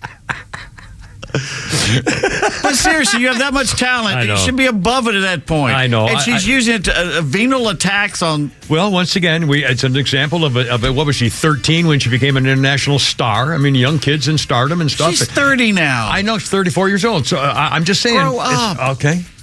She's a billionaire tortured poet. Yeah. Cry me a river. Exactly. But, I mean, honestly, here we go. Do you hear Eddie Vedder attacking, harlots like Kim Kardashian? No. Yeah, I know. He's moved on. All right, 4:46. Kara Peden, Flounders out, and Morning Show Joe's, and then Holy Crap of Sports coming up in the next hour. And also more of Bill Maher. In case you missed it, we'll play some more of that coming back next hour, too. All right, here we go. 4:46. Look out.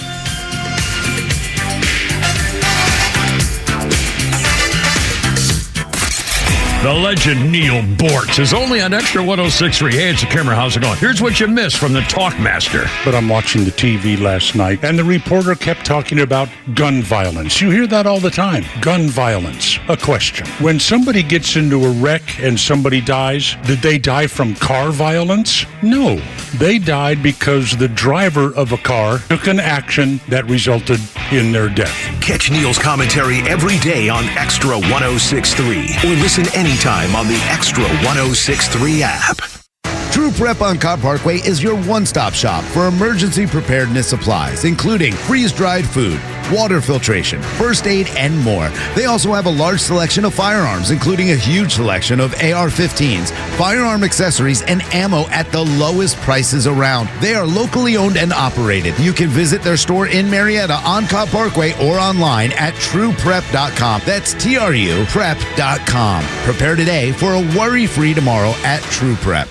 Central Heating and Air Conditioning wants you to know the start of the new season is the perfect time to ensure your home's comfort. Don't wait like most people do to have your HVAC system serviced. Your home should have maintenance twice a year. Maintenance helps keep your system running at peak efficiency and extends the life of your equipment. So turn to Atlanta's Carrier experts for your system's maintenance. With Central, you get Carrier products, Carrier warranty, and Carrier peace of mind. It's allergy season, and Central Heating and Air can fix what ails your house and possibly your family with home ventilation and air quality products. Central has packages designed around health using variable speed, fresh air ventilation, air cleaners, air purifiers, dehumidifiers, and more. Central Heating and Air is one of the few second-generation, locally owned and operated HVAC companies in Atlanta. With Central, you're not just a number, you're a member of the family. It's been that way since 1947, and they've serviced over 100,000 customers right here in Atlanta. Call 770-GET-HEAT or go to centralheat.com. We're smart, we care. We're Central Heating and Air. Get ready for unfiltered conversations on the Janelle King Show, where we tackle the topics that you won't hear at your family gatherings, but they're absolutely crucial for a strong republic. Don't miss us live every Saturday at 3 p.m. and every Sunday at 9 a.m. right here on XTRA 106.3. But if you can't tune in, that's okay. You can catch new episodes every Tuesday on the Podcast Park or wherever you prefer to get your podcasts. Join us for these discussions, and I can't wait to meet you there. Neil Boortz here. Maybe you've already taken the steps to improve your health, maybe save your life. You're using a CPAP for your sleep apnea. I've been using one for well over 20 years. So right now I'm here to tell you about a source for CPAPs and CPAP supplies here in the Atlanta area. CPAPs, etc. They're in Alpharetta. They have whatever you need. Roddy and Sharon are your CPAP experts, and they'll ship nationwide. More information, CPAPs.com. You shouldn't need a degree in finance to choose a checking account. That's why we made Truist One Checking. No trade-offs, no compromise, no hassle. Just the stuff you want from a bank that cares. And that means no overdraft fees, lots of practical perks, and automatic upgrades. Truist One Checking. One simple choice. Visit Truist.com/one. Truist.com/ONE. Truist Bank, member FDIC. When you think of the great outdoors, do you ever think about your own backyard? Hi, this is Candace from Exovations, and have I got a tip for you.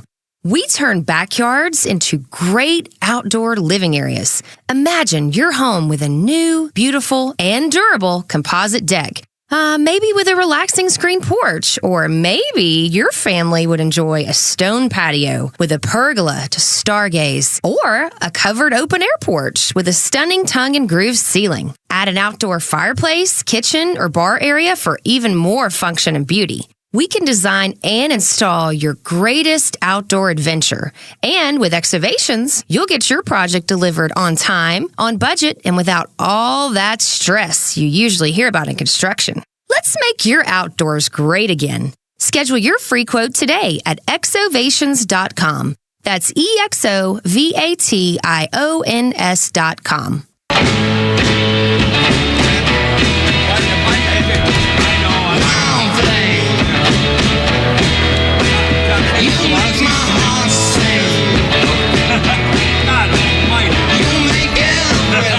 Wait a minute. I'm just trying to get my news story here for the radio station. That's God almighty. Here we go. Let's try. It's like a stand by. Here we go. Wild thing, think I love you. That's right. But I want to know for sure. Yeah, 1966. Reg Presley. Originally was related to, no, what's his, oh, here we go. Reg Presley, Wild Thing, became a major influence on garage rock and punk rock. Wild Thing by the Trogs, originally called the Troglodytes, released in Britain on both Atco and Fontana labels, went to #1. Reg Presley, Wild Thing, major influence, garage rock, they called it, 1966.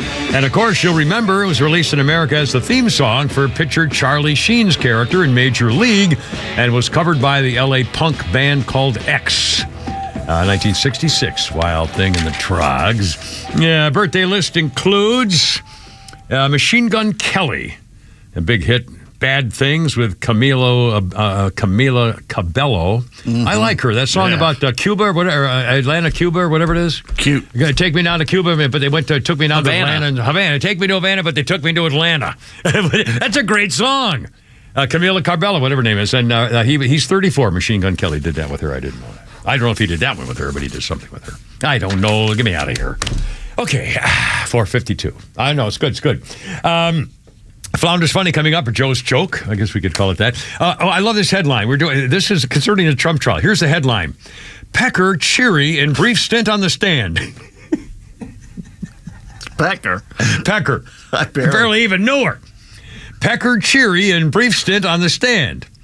Wearing a dark gray suit, yellow tie, and with a distinctive slicked back silver hair and mustache, David Pecker entered the courtroom side door.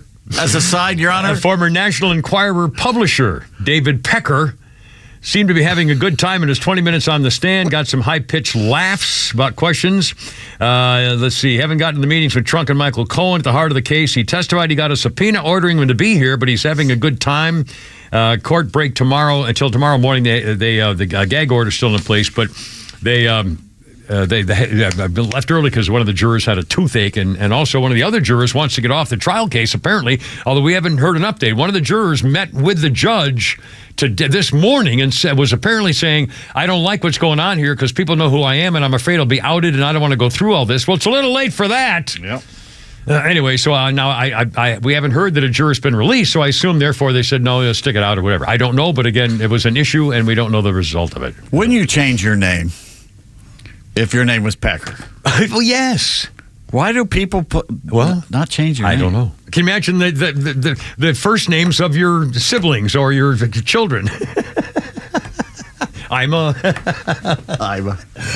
mean, my last name's Virgin, so... Virgin? Yeah. Your name's Joe Virgin? Yeah, Virgin. Well, there's Virgin Airlines. Yeah. And that's not... It's not Pecker. Yeah, it's different. No. It's actually the farthest thing from Pecker that can be, actually, is a Virgin. Hard to believe. 454. By the way, we're going to do a Joe's Jokes here shortly, in a couple of minutes. We also have Pete's Tweets, and we have an AI thing, too. And, in fact, the Pete's Tweets, I think we have a James Wood link coming up there, too. No? No. Oh, we don't? I thought you had a James Woods tweet link. I think I lost it. Oh, my God. Well, is that the one with the names of the seven different, Flounder sent that us, I think. That's right. Flounder sent it, so I will. So you got it in there somewhere. Yeah, I do have it. Anyway, that's just a tease. Now, let me ask you this. I saw this story, and again, this always amazes me. Here, let me read the first line. Jailer fired, arrested in inmate sex case. A DeKalb County Sheriff's deputy assigned to the jail was fired from her position and arrested after she was accused of having an inappropriate relationship with an inmate. Joanne Marks, 26 of Decatur, first-degree sexual contact, crossing guard lines with contraband, violation of oath by a public officer. 2 different occasions, sexual contact. I mean, my God, why would a female jailer feel the need to have sex with a convict in prison? I mean, seriously, it's the ultimate bad boy. I can see. Okay, if you're in a women's prison and all the guards are men, I can see where some woman would say, hey, how'd you like a little, I can see where there would be kind of a thing where a woman would be wanting something from a male guard in return for privileges or whatever, but a female guard. It's a bad boy. I can change him. I mean, seriously. Well, I can see, a female inmate trying to get special privileges by a freak-a-lack-a-lakin with a guard. I can see it. But a female guard? What's in it for her other than being a tramp? She needs sex that bad she can't get sex other than a convict, a man in jail? Have you seen some of these? Well, I don't know. And he's desperate. But again, I just don't understand any of it. The bunkmate gets a little old after a while. God. Anyway, well, I don't know. Any port in a storm. Anything, I suppose. Anyway, coming up, the Beatles and how much they hated each other at the end there. Well, we've heard that song. Well, there's new stuff now. It's kind of we'll spend a couple of minutes on it later on, not right now. All right. 457. How about a little Joe's Jokes? Oh, here we go. What do you got there, Joe? You ever done that? Have you ever mixed up a fat person and a pregnant person? It's embarrassing, isn't it? Especially if it's a fella. I had a fat girl come up to me recently after a gig. Well, I say a fat girl. She was either fat or 18 months pregnant. She was big. Bubbly, you might say. Not with an effervescent personality that filled a room. No, shaped like a bubble. She was a comfort eater. I don't mean she was eating for emotional comfort. She was eating till she was comfortable to sit on. She wasn't a size 0, she was a shape 0. Anyway, she came up to me after that. Well, she pretty much surrounded me. And she said, you're not meant to use the term fat. I said, you're not meant to eat cake for breakfast. You're not meant to deep fry Mars bars. And gravy isn't an energy drink. And if I can't say fat, because I wasn't using fat in a judgmental way, I was just purely being descriptive on stage, I was using the word fat. Apparently I can't use the word fat now. If I can't say fat, what term does she prefer? Chunky monkey wobble slob? Fatty boom batty? Or blubbernaut? And if you're offended by any of those terms, how about a salad? And is that Ricky? No, Jimmy Carr. That was Jimmy Carr. Jimmy Carr. Okay, I don't know Jimmy Carr. He's big in Britain. He does game shows and stuff. He's like an MC. Is he the guy who shows up at public events and just starts doing interviews or something? Who's that guy? The greeter. He's funnier than hell. Now, ladies and gentlemen, approaching the concourse, and you're wearing that shoulders back, head up, like you're all in the place. You look wonderful, man. That's a great pair of shoes. Where'd you get those? It's just describing people going by. It's on the top of his head. Hysterical. He's a man on the street MC. He's just describing people walking by. You're a marvelous example of manhood. And it's a funny bit. And I guess it's a show. Is it a show? He's a comedian. Yeah. And he just does it on the side. Yeah. Oh, man. I mean, it's a very funny guy. 404-741-1230. 741-1230. Oh, quick thing. I almost hit a deer again over the weekend. Don't do that. Broad day, noon on Freemanville Road and Alpharetta and Milton and up in the I couldn't believe it. 45-mile-an-hour speed limit. And I come around a corner, double solid line. So, you know, it's all woodsy and stuff. And the damn deer had just finished crossing the road, and I missed him by 2 feet. It was a girl. And I looked for another one. I didn't see a second one, which is she might have been the second one. A doe? A doe. A deer? A deer, a female deer, a ray of drop of sun. Me. A name. By the way, if you go, you should go to Flash Mob of Do Re Mi. I'm telling you, it's one of the greatest things you'll ever see for 4 minutes. 5 o'clock coming up with a Kimmer Pete and Joe. That's what she said. Thank you. WFOM and W292EV Marietta, a Dickey broadcasting station. This hour is presented by Lee Brandt Jewelry and Watches. Former President Trump says he should be campaigning. On Lisa Brady, Fox News. His reaction after opening statements at a criminal trial keeping him in court in New York. This is a Biden witch hunt to keep me off the campaign trail. So far, it's not working because my poll numbers are higher than they've ever been because the public understands that it's a witch hunt. Prosecutors say he falsified business records to cover up hush money payments ahead of the 2016 election. Tents are back at Columbia University, where classes were held remotely today, days after New York City police were called in, arresting anti-Israel protesters and clearing the encampment. More tent protests popping up at other universities. At Yale University, more than 40 arrests after hundreds of protesters removed from their makeshift encampment began blocking streets. President Biden criticizing anti-Semitic chants and threats. Asked by reporters about protests at Columbia University that have included harassment of Jewish students, President Biden said, I condemn the anti-Semitic protests. That's why I've set up a program to deal with that. I also condemn those who don't understand what's going on with the Palestinians. Last year, the Biden administration released a first-of-its-kind national strategy to counter anti-Semitism. Fox's Jared Halpern. The president released a statement ahead of the Passover holiday calling blatant anti-Semitism reprehensible and dangerous. The president marking Earth Day at a national park in Virginia. On this day 54 years ago, with literally toxic rivers burning, air filled with pollution, millions of Americans from every age and background rallied together to stand for our environment and for future generations. He's expanding the Climate Corps, a federal program to train young Americans for clean energy jobs, also announcing $7 billion in grants for residential solar projects. America is listening to Fox News. You know, since 9/11, the Tunnel to Towers Foundation has been committed to supporting our nation's first responders and veterans. They support America's heroes like U.S. Army Major Jonathan Turnbull. Now, Major Turnbull sustained devastating injuries at the hands of an ISIS suicide bomber. Tunnel to Towers gave him a specially adapted smart home designed for his needs. Join Tunnel to Towers. They're hoping all of us will donate $11 a month so this great work continues. Their website, the letter T, the number 2, the letter T.org. What should we do with the broke propeller? What should we do with the broke propeller? Don't look at me, I wasn't driving. Thank you, you're not helping. I don't even know where you bought this boat. You told me that you loved this boat. That was before you wrecked the boat. Well, now you've made it awkward. Accidents don't just happen in sea shanties, so Progressive Boat Insurance has you covered. Take as little as 4 minutes to see what you can save at Progressive.com. Progressive Casualty Insurance Company and affiliates. Covered subject to policy terms and not available for all boats or in all situations. Rough. Hey,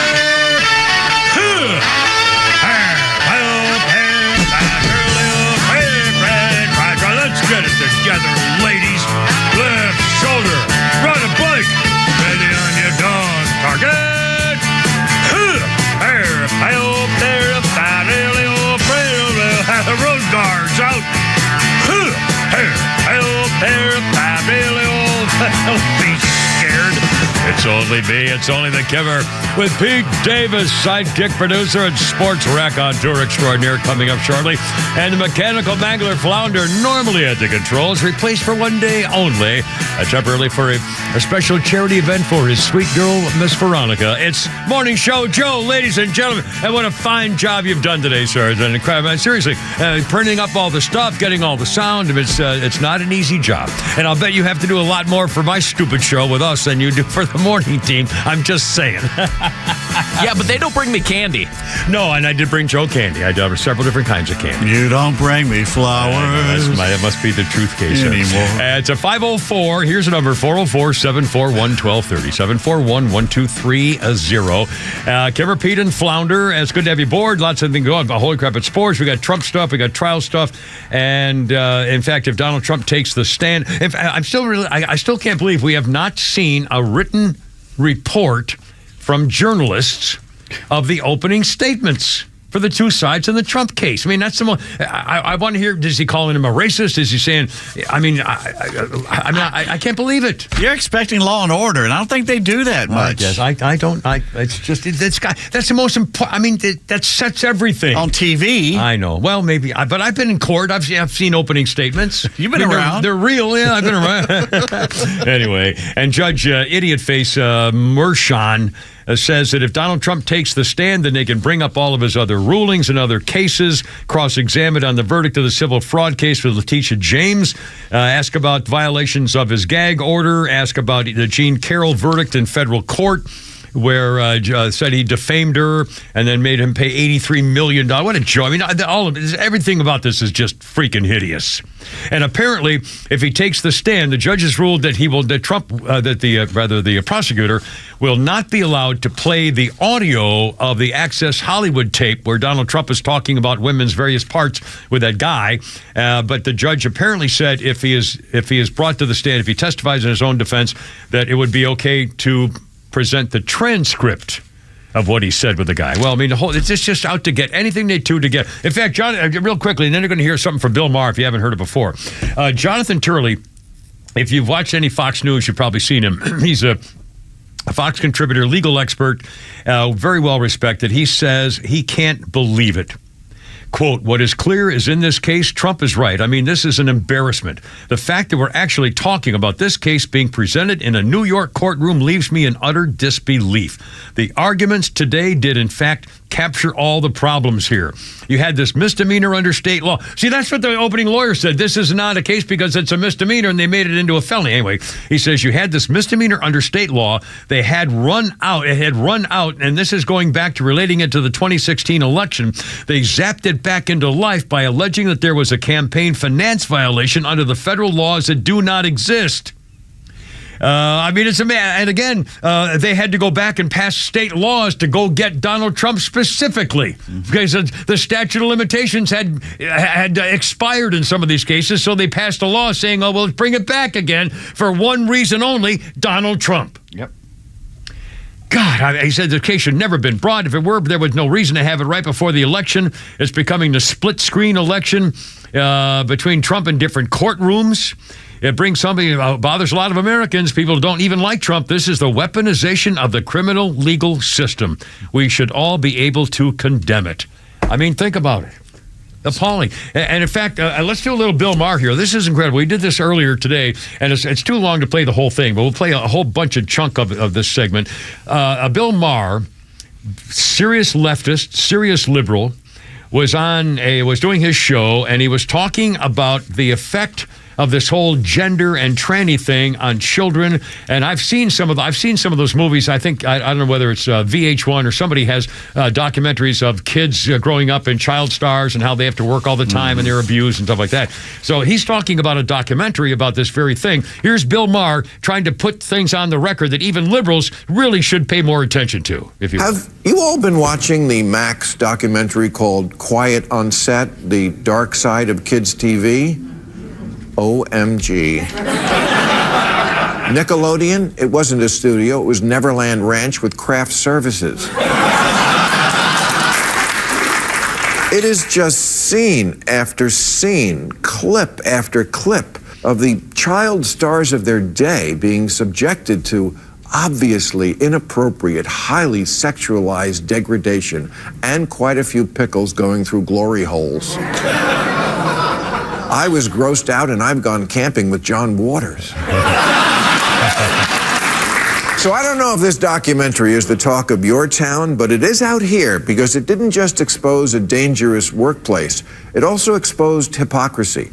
Because it must be pointed out that when the evil governor of Florida was saying the exact same thing about kids and creepy stuff at Disney that liberals now find intolerable at Nickelodeon, he was dismissed as a hick and a bigot. But why would a kids' content factory like Disney be all that different than the one at Nickelodeon? A 2014 CNN report discovered that at least 35 Disney employees had been arrested for sex crimes against children, and in 2021, Disney child star Allison Stoner confessed she only narrowly survived the toddler-to-train wreck pipeline. The next year, child star Cole Sprouse told the New York Times that young actresses at the Disney Channel were heavily sexualized from an early age. You know, Willie Sutton said he robbed banks because that's where the money is. And the reason we find pedophiles in the Boy Scouts and the Rectory and kids' TV is that's where the kids are. DeSantis wasn't wrong, but we're so tribal now, the left will overlook child if the guy from the wrong party calls it out. Sure, Nickelodeon messed up Amanda Bynes, but the Mickey Mouse Club was where Britney Spears got her start, and she's perfectly fine. And get this, after Brian Peck, who was one of the lead creeps at Nickelodeon, served 16 months in prison for the molesting he did there, Disney hired him, naturally, to work on a children's series. Oh, for pedophiles in Hollywood, it's a small world after all. And not just Hollywood. There are Instagram moms these days who are practically only fansing their itty-bitty beauty queen daughters by having them wear skimpy bikinis and eat bananas to build social media stardom. They're called sharenters, a hybrid of sharing and parent. I call them pimps, a hybrid of pimp and And people who believe in social justice have agreed this is wrong and this is bad, and exposing kids to an adult world of lurid costumes and garish makeup borders on abuse. Now, hurry up and get in the car. We're late for Drag Queen Story Hour. Not that there's anything wrong with being a drag queen, but maybe it's time to admit that sometimes Drag Queen Story Hour is more for the queen than the kids. Sure, kids love a clown, but does the clown have to have boobs? Almost. When I see a 5-year-old tipping at a bar under a sign that says it's not going to lick itself, do I have to pretend that's cool in order to keep my liberal ID card? Sorry, I can't do that. If you want kids to be more tolerant, why not have handicapped people read them stories? Kids are more likely to encounter disabled people than drag queens in life. Geez, can't we just go back to the good old days when kids were read simple stories with simple morals like, if you're a lonely single man, just make a boy out of wood. Bill Maher speaking. I've said it before, wokeness is not an extension of liberalism anymore. It's more often taking something so far that it becomes the opposite. Teaching kids not to hate or judge those who are different, great. Proud we got there, all for that. But at a certain point, inclusion becomes promotion. And contrary to current progressive dogma, children aren't miniature adults wise beyond their years. They're morons. That to me, you can cut it there if you want to. That to me, it says everything. Children are not miniature adults wise beyond their years. Mm-hmm.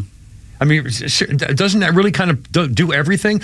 In fact, helicopter parents, and then all of a sudden now it's, raise them to be grown-ups when they're 7 or 8 or going to tranny stuff. I mean, it's just, they're not miniature adults. And he makes a good point. He says he doesn't have kids. And he goes, why do I seem more upset about this than parents? Yeah. Endlessly talking about gender to 6-year-olds isn't just inappropriate. It's what the law would call entrapment, which means enticing people into doing something they would not ordinarily do. Entrapment. 6-year-old kids endlessly talking about their genders and changing and stuff like that. I mean, well, what a great point. Anyway, Holy Crap of Sports coming up 5:13. Kimber Pete Flounder and Morning Show for Flounder and Flounder's Funnies and also Pete's Tweets and AI. Oh, we got so much. It's unbelievable. Too much. Oh, we got too much. We have to stay late.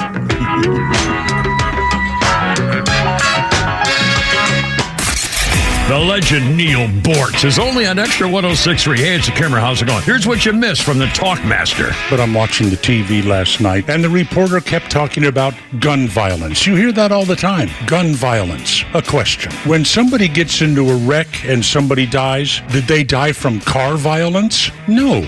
They died because the driver of a car took an action that resulted in their death. Catch Neil's commentary every day on Extra 106.3 or listen anytime on the Extra 106.3 app. Convenience is defined as the state of being able to proceed with something with little effort or difficulty. Well, at RBM of Atlanta, we embody this philosophy. Meet our Mercedes-Benz pickup and delivery service. It gives you back time and money. Does your Mercedes-Benz need service? If so, we'll pick up your vehicle that's requiring service from your home or office and bring it back to our dealership for the required service. With over 100 appointments available every weekday, over 50 appointments on Saturdays, and more than 200 courtesy vehicles in our fleet, we're here to serve. We'll work around your schedule. We're here to save you time, energy, and money. RBM of Atlanta is a J.D. Power 2023 Diamond Dealer of Excellence for the customer sales experience and Georgia's only 9-time Mercedes-Benz Best of the Best winner. We're proud to be Atlanta's Mercedes-Benz connection since 1964. Pickup and delivery service restrictions do apply. Ask your service coordinator or service advisor for details. Introducing Sonder Health Plans, your trusted local partner for Medicare Advantage in Georgia. Only in Georgia. With Sonder, you'll get comprehensive coverage that's tailored to your needs. They offer $0 primary care visits, $0 premiums, and access to a wide network of Georgia healthcare providers. Visit SonderHealthPlans.com now to learn more about their valued-based care that won't break the bank. Or call 888-428-4440. Sonder Health Plans, your doctors, your neighbors, your friends. Looking for bold discussions on vital issues? Tune in to The Janelle King Show every Saturday at 3 p.m. with an encore episode every Sunday at 9 a.m. right here on Extra 106.3, where we dive into kitchen table topics that are essential for a strong republic. Don't miss an episode, but if you do, it's all good because we have new podcasts that drop every Tuesday on the Podcast Park or wherever you get your podcasts. Don't miss out on these thought-provoking conversations. The future of business in Georgia is bright, and Georgia Power is a driving force behind its progress and innovation. From the buzzing coffee shops that wake us up each morning, the restaurants that feed us, the gyms where we work out, to the bustling warehouses crafting our tomorrow, and the people that make it all happen. Georgia Power is the lifeblood of our state's success story. Together, we're shining a spotlight on the businesses that will keep our communities thriving. Sports venues like Georgia Tech's Bobby Dodd Stadium and Lake Point Sports are being upgraded to better serve the huge demand for sports in the state. And all those upgrades need power. And let's not forget the industries who've moved here and are shaping our future. From cutting-edge tech startups to innovative manufacturers, Georgia Power is fueling their growth every step of the way. So let's celebrate the unsung heroes of our economy, the local businesses powered by Georgia Power. Tune in all year long to discover the stories behind the energy powering the future of Georgia. The Atlanta Braves invite fans to come experience the brand new Blue Moon Beer Garden at Truist Park, located in right field, offering the largest variety of Molson Coors beer options and unique food pairings. Plus, there's a special ticket offer for the new space for any weekday game during the regular season. Tickets are only $30 and include a grandstand reserved game ticket and $15 added value to use toward food or beverage. Lock in your seats now for Blue Moon weekdays at Braves.com/Blue Moon. Atlanta Braves baseball. We are Braves country. What are your plans for your business this year? Hey, it's Tug. Do you want to expand and grow? Aren't you exhausted by going to lenders, building a relationship, and a week later, you got a new person to deal with? You have to start all over again? You don't have that with First Liberty Building and Loan. The Frost family has been helping businesses grow since the 90s, and they want to know you. Unlike big banks, they want to partner with you. The Frost family knows the patterns. They know the ebbs and flows. They know business. Get to know them at FirstLibertyGA.com. Building a building, buying a franchise, expanding. Reach out to them. Spend 10 minutes with them. See if you're a fit for them and if they're a fit for you. You do that at FirstLibertyGA.com. And by the way, if you're a young banker and want to work with a team that is faith-friendly and has a culture of excellence, First Liberty might be a good match. Reach out to them today. First Liberty Building and Loan. FirstLibertyGA.com. That's FirstLibertyGA.com. Imagine having all the money you need for retirement, all the income, every month, guaranteed. That's Secure Future Investor, an indexed annuity tied to growth in the stock market, but without any risk of loss ever. It's guaranteed money for life income, no matter how long you live. Call 888-509-2228. 888-509-2228. Sponsored by GP Agency, Inc., Raleigh, North Carolina. Licensed in all states. Performance may vary. Consult with your financial professional before making an investment decision. We just watched a liberal report. The liberal media is now mad because the Donald Trump trial is taking away all their time to talk about how wonderful President Joe White Trash is. You're the ones who caused it, you idiots. Oh, my God. Wait a minute, 519. Holy crap, it's sports with Pete Davis. After 15 seasons, 4 Pro Bowls, a Most Valuable Player award, Matt Ryan has officially retired as a Atlanta Falcons. Over how? I forgot how many years. 15 years. 15 years? Oh, you just said that. I'm sorry. 4. 18. Lower. Oh, no, really? 3. Oh, my God. I was joking about 4 in 15 years. Yeah, that's pretty good right Wow. there. Set almost every passing record the Falcons have. Is he a Hall of Famer?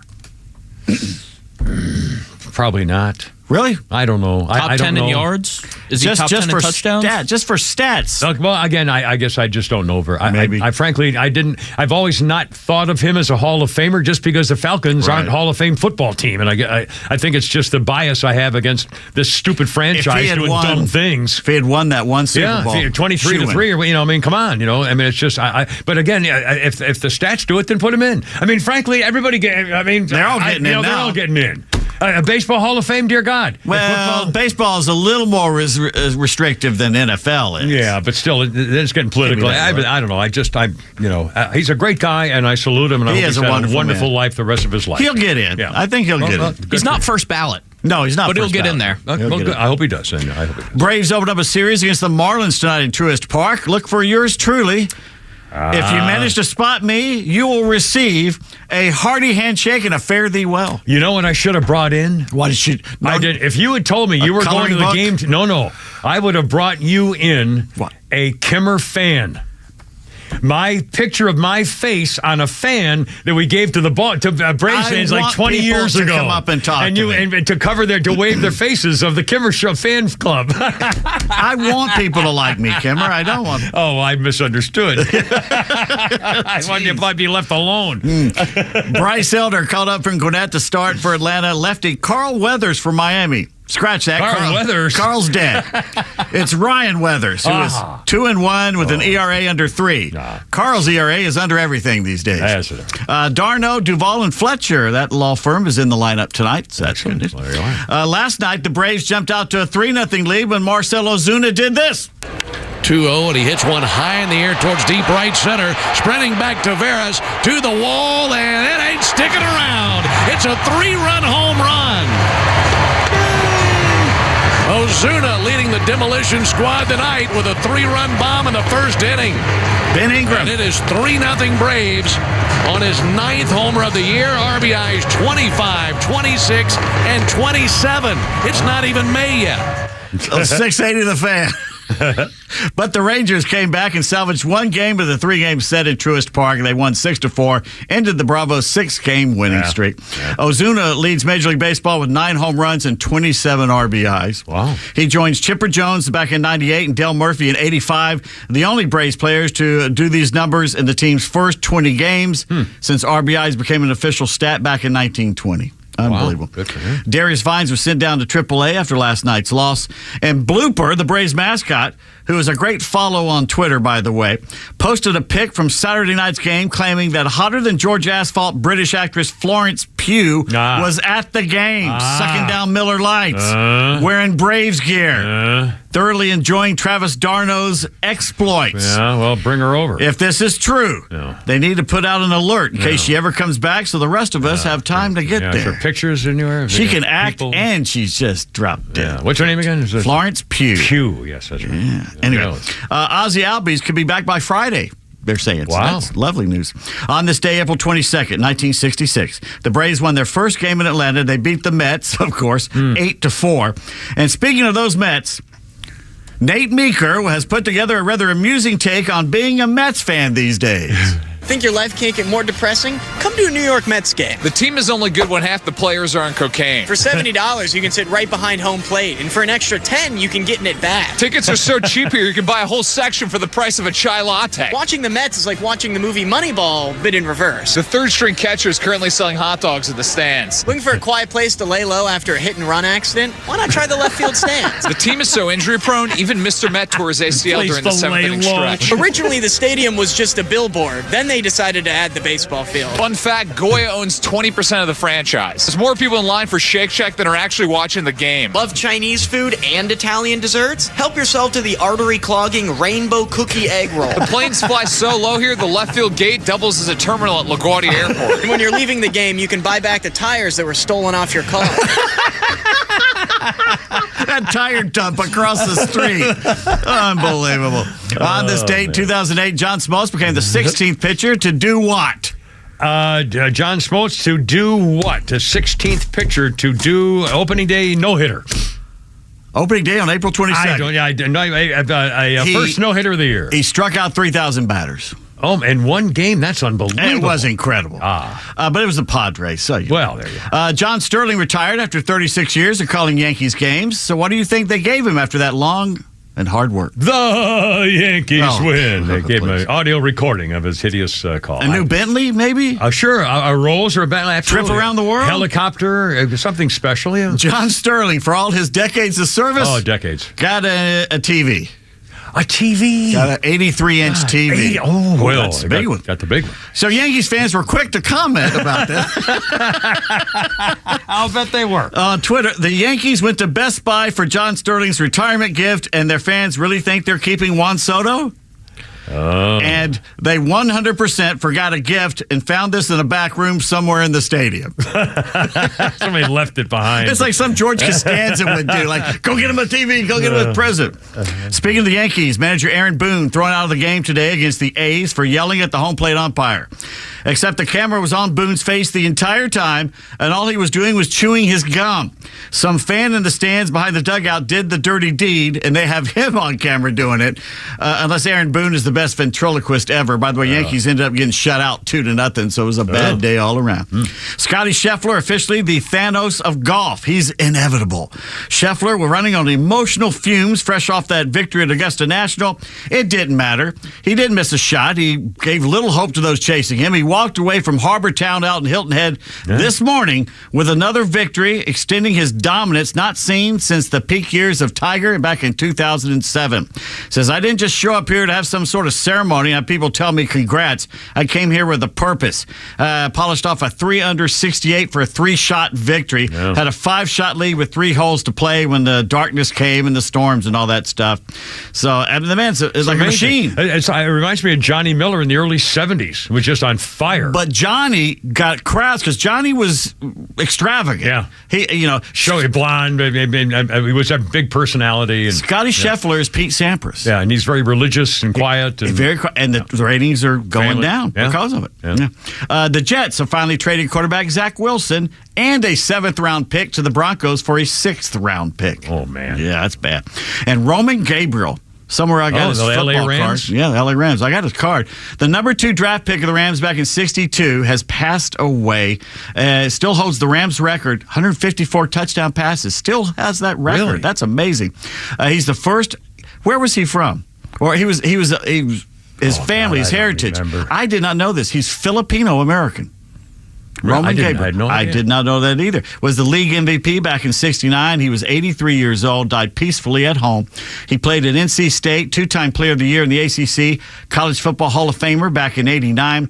He was 6'5", 235 pounds. That's right. That era. I can't believe he was a Filipino background. I remember him being a big, giant guy. Yeah. And when you said he was Filipino family, was history is Filipino? Was his mom Sumo? Or? Wow, I saw that. Unbelievable. Green Bay coach Vince Lombardi described him as a big telephone pole. I played 11 years for the Rams, 5 with the Eagles. Dabbled in acting, was in the movie Skidoo with Jackie Gleason, and also The Undefeated, starring John Wayne and Rock Hudson. It was a Civil War type thing. Yeah. Also was on Gilligan's Island, Perry Mason, Ironside, and Wonder Woman, and joined Bob. Well, I'd like to be on Wonder Woman. Yeah. And also joined Bob Hope on the USO tour in Vietnam. Roman Gabriel had the big head of black curly hair, a big good-looking guy. Big. Yeah. Big.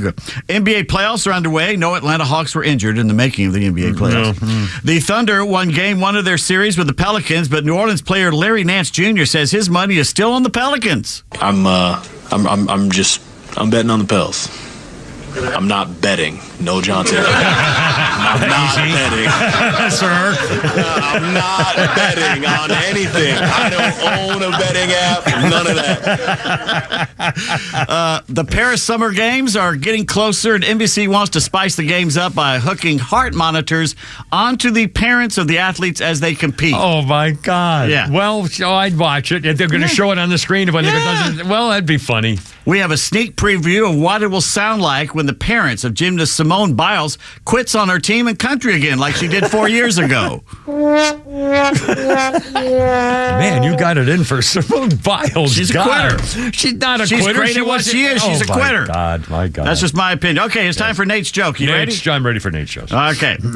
John says, I always wear 2 pairs of pants when I go golfing. Why is that? In case I get a hole in one. A hole in one, yes. Even I was going to probably. 5:30, by the way, the 5 o'clock hour, brought to you by Lee Brandt Jewelers, where luxury jewelry and watches are affordable. Drop by their store in Sandy Springs or go to LeeBrandt.com. Holy crap of sports, Pete Davis, 5:30. Kimmer Pete, and for Flounder Morning Show Joe, and we got Pete's tweets and AI, and we got Flounder's funnies or Joe's jokes and stuff and everything coming up here with it. Here we go. Stand by.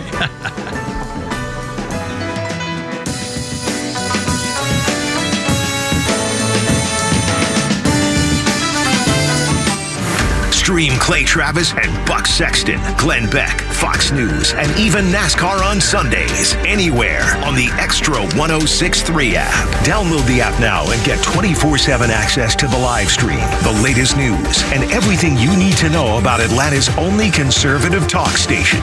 Download the XTRA 106.3 app for Apple or Android and check out even more great original content at thepodcastpark.com. All right, I got 5:31. It's only me. It's only the Kimmer with Pete Davis and Morning Show Joe for Flounder today.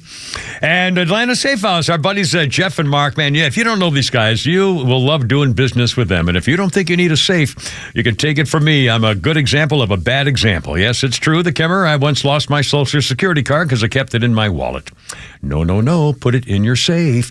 And I also lost my medical records from Vietnam and stuff and covered. So the VA says, leave us alone and go away forever. And we'll stop tormenting you. And if I had them, I'd be fine. But anyway, again, it's my fault. You're safe. Stuff you want to keep track of, maybe your first corsage, or your kids going back to school stuff, or your divorce and marriage papers, your living will, a picture of the things in your credit card and your wallet and your ID numbers and all that kind of stuff to keep for your family and stuff. Put it in your safe. And a safe is not one of those little plastic boxes with a little teeny key you get at the pharmacy. Protecting your assets with the big brand names like Browning and Fort Knox and American Security. And when Jeff and Mark deliver your safe to you at your business office, anywhere you want it, they use off-duty police and firefighters and military to say thanks for what you guys do too. Business safes, jewelry safes, high security safes, they can build you a vault door.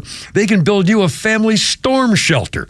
I'm not making that up. They have a showroom in Ackworth, and check out their pistol safes. Really a great idea. Make your family feel a little more comfortable. People riding in the car, you know the whole deal. Please tell them the Kimber sent you. Check them out, atlantasafehouse.com. Sequoia National Golf Club is located 45 minutes west of Asheville, North Carolina, and nestled among the oak, fir, and flowered valleys in the heart of the Great Smoky Mountains. Owned by the Eastern Band of the Cherokee, this Robert Trent Jones II design offers an idyllic 18-hole journey filled with panoramic vistas on every hole, beautiful landscapes, and a fun mountain golf experience. Enjoy a relaxed lunch or afternoon beverage on the outdoor deck with 180-degree views of the Great Smoky Mountains. The surrounding community also provides golfers a welcoming environment that is rich with Native American culture and exciting year-round attractions. Sequoia National Golf Club is just 4 miles from Harrah's Cherokee Casino Resort and just a short drive from Atlanta. Experience a fun afternoon of golf with your friends or stick around for an epic stay-and-play weekend. Experience mountain golf at its finest and then go hit the casino floor. Book your tee time at sequoianational.com. That's sequoianational.com. Experience the majesty and beauty of Sequoia National, mountain golf at its finest. Lee Brandt Jewelry and Watch Company, where quality and value make the difference. Locally owned and located in Sandy Springs, offering you the finest selection of unique diamonds, sapphires, rubies, and emerald jewelry, as well as other fine gemstones. Lee Brandt Jewelry and Watches has been servicing Rolex watches for over 30 years, and their Rolex-trained watchmaker will service your watch in their state-of-the-art Rolex service center in their store. Lee Brandt uses only genuine Rolex parts, and their estimates are free. Drop by Lee Brandt in the Trader Joe's Shopping Center in Sandy Springs or visit LeeBrandt.com. Tax season can be stressful, but it's also a wake-up call. It's time to think beyond April and plan for your future. At Master Plan Retirement Consultants, we're not just advisors, we're your partners in building a secure retirement. At Master Plan Retirement Consultants, we understand the challenges Georgians face. That's why we offer personalized strategies to maximize your retirement income, minimize taxes, and ensure you never outlive your assets. Join the Master Plan family and let us guide you through every financial milestone. Visit masterplanretire.com to schedule your appointment today. Master Plan Retirement Consultants, where your journey and destination are both important. Visit masterplanretire.com to schedule your complimentary consultation today. Advisory services offered through Master Plan Retirement Consultants, Inc., a registered investment advisory in the state of Georgia. Insurance, tax, and commodity services offered through Fricks & Associates, Inc., DBA Master Plan Retirement Consultants. The aforementioned are affiliated companies. Get ready for Real Talk on the Janelle King Show, where we tackle kitchen table topics that are banned from family gatherings, but crucial for a strong republic. Tune in every Saturday at 3 p.m. and every Sunday for an encore episode at 9 a.m. And if you can catch us live, great. But if not, no worries. New podcasts drop every Tuesday on the Podcast Park right here on XTRA 106.3 or wherever you get your podcast. Join us for insightful conversations that matter. Well, Michael, I want to thank you for your time, but unfortunately, we can't offer you the position. Why? Well, we got the results of your background check, and quite frankly, we were concerned. About what? Apparently, you were arrested for throwing a shopping cart at a customer? In my defense, he had it coming. At Horizon Background Screening, we find things that other companies don't. That's why companies that use us make smarter hiring decisions. Don't let the wrong hire put your company at risk. Get the real story on your candidates at horizonscreening.com.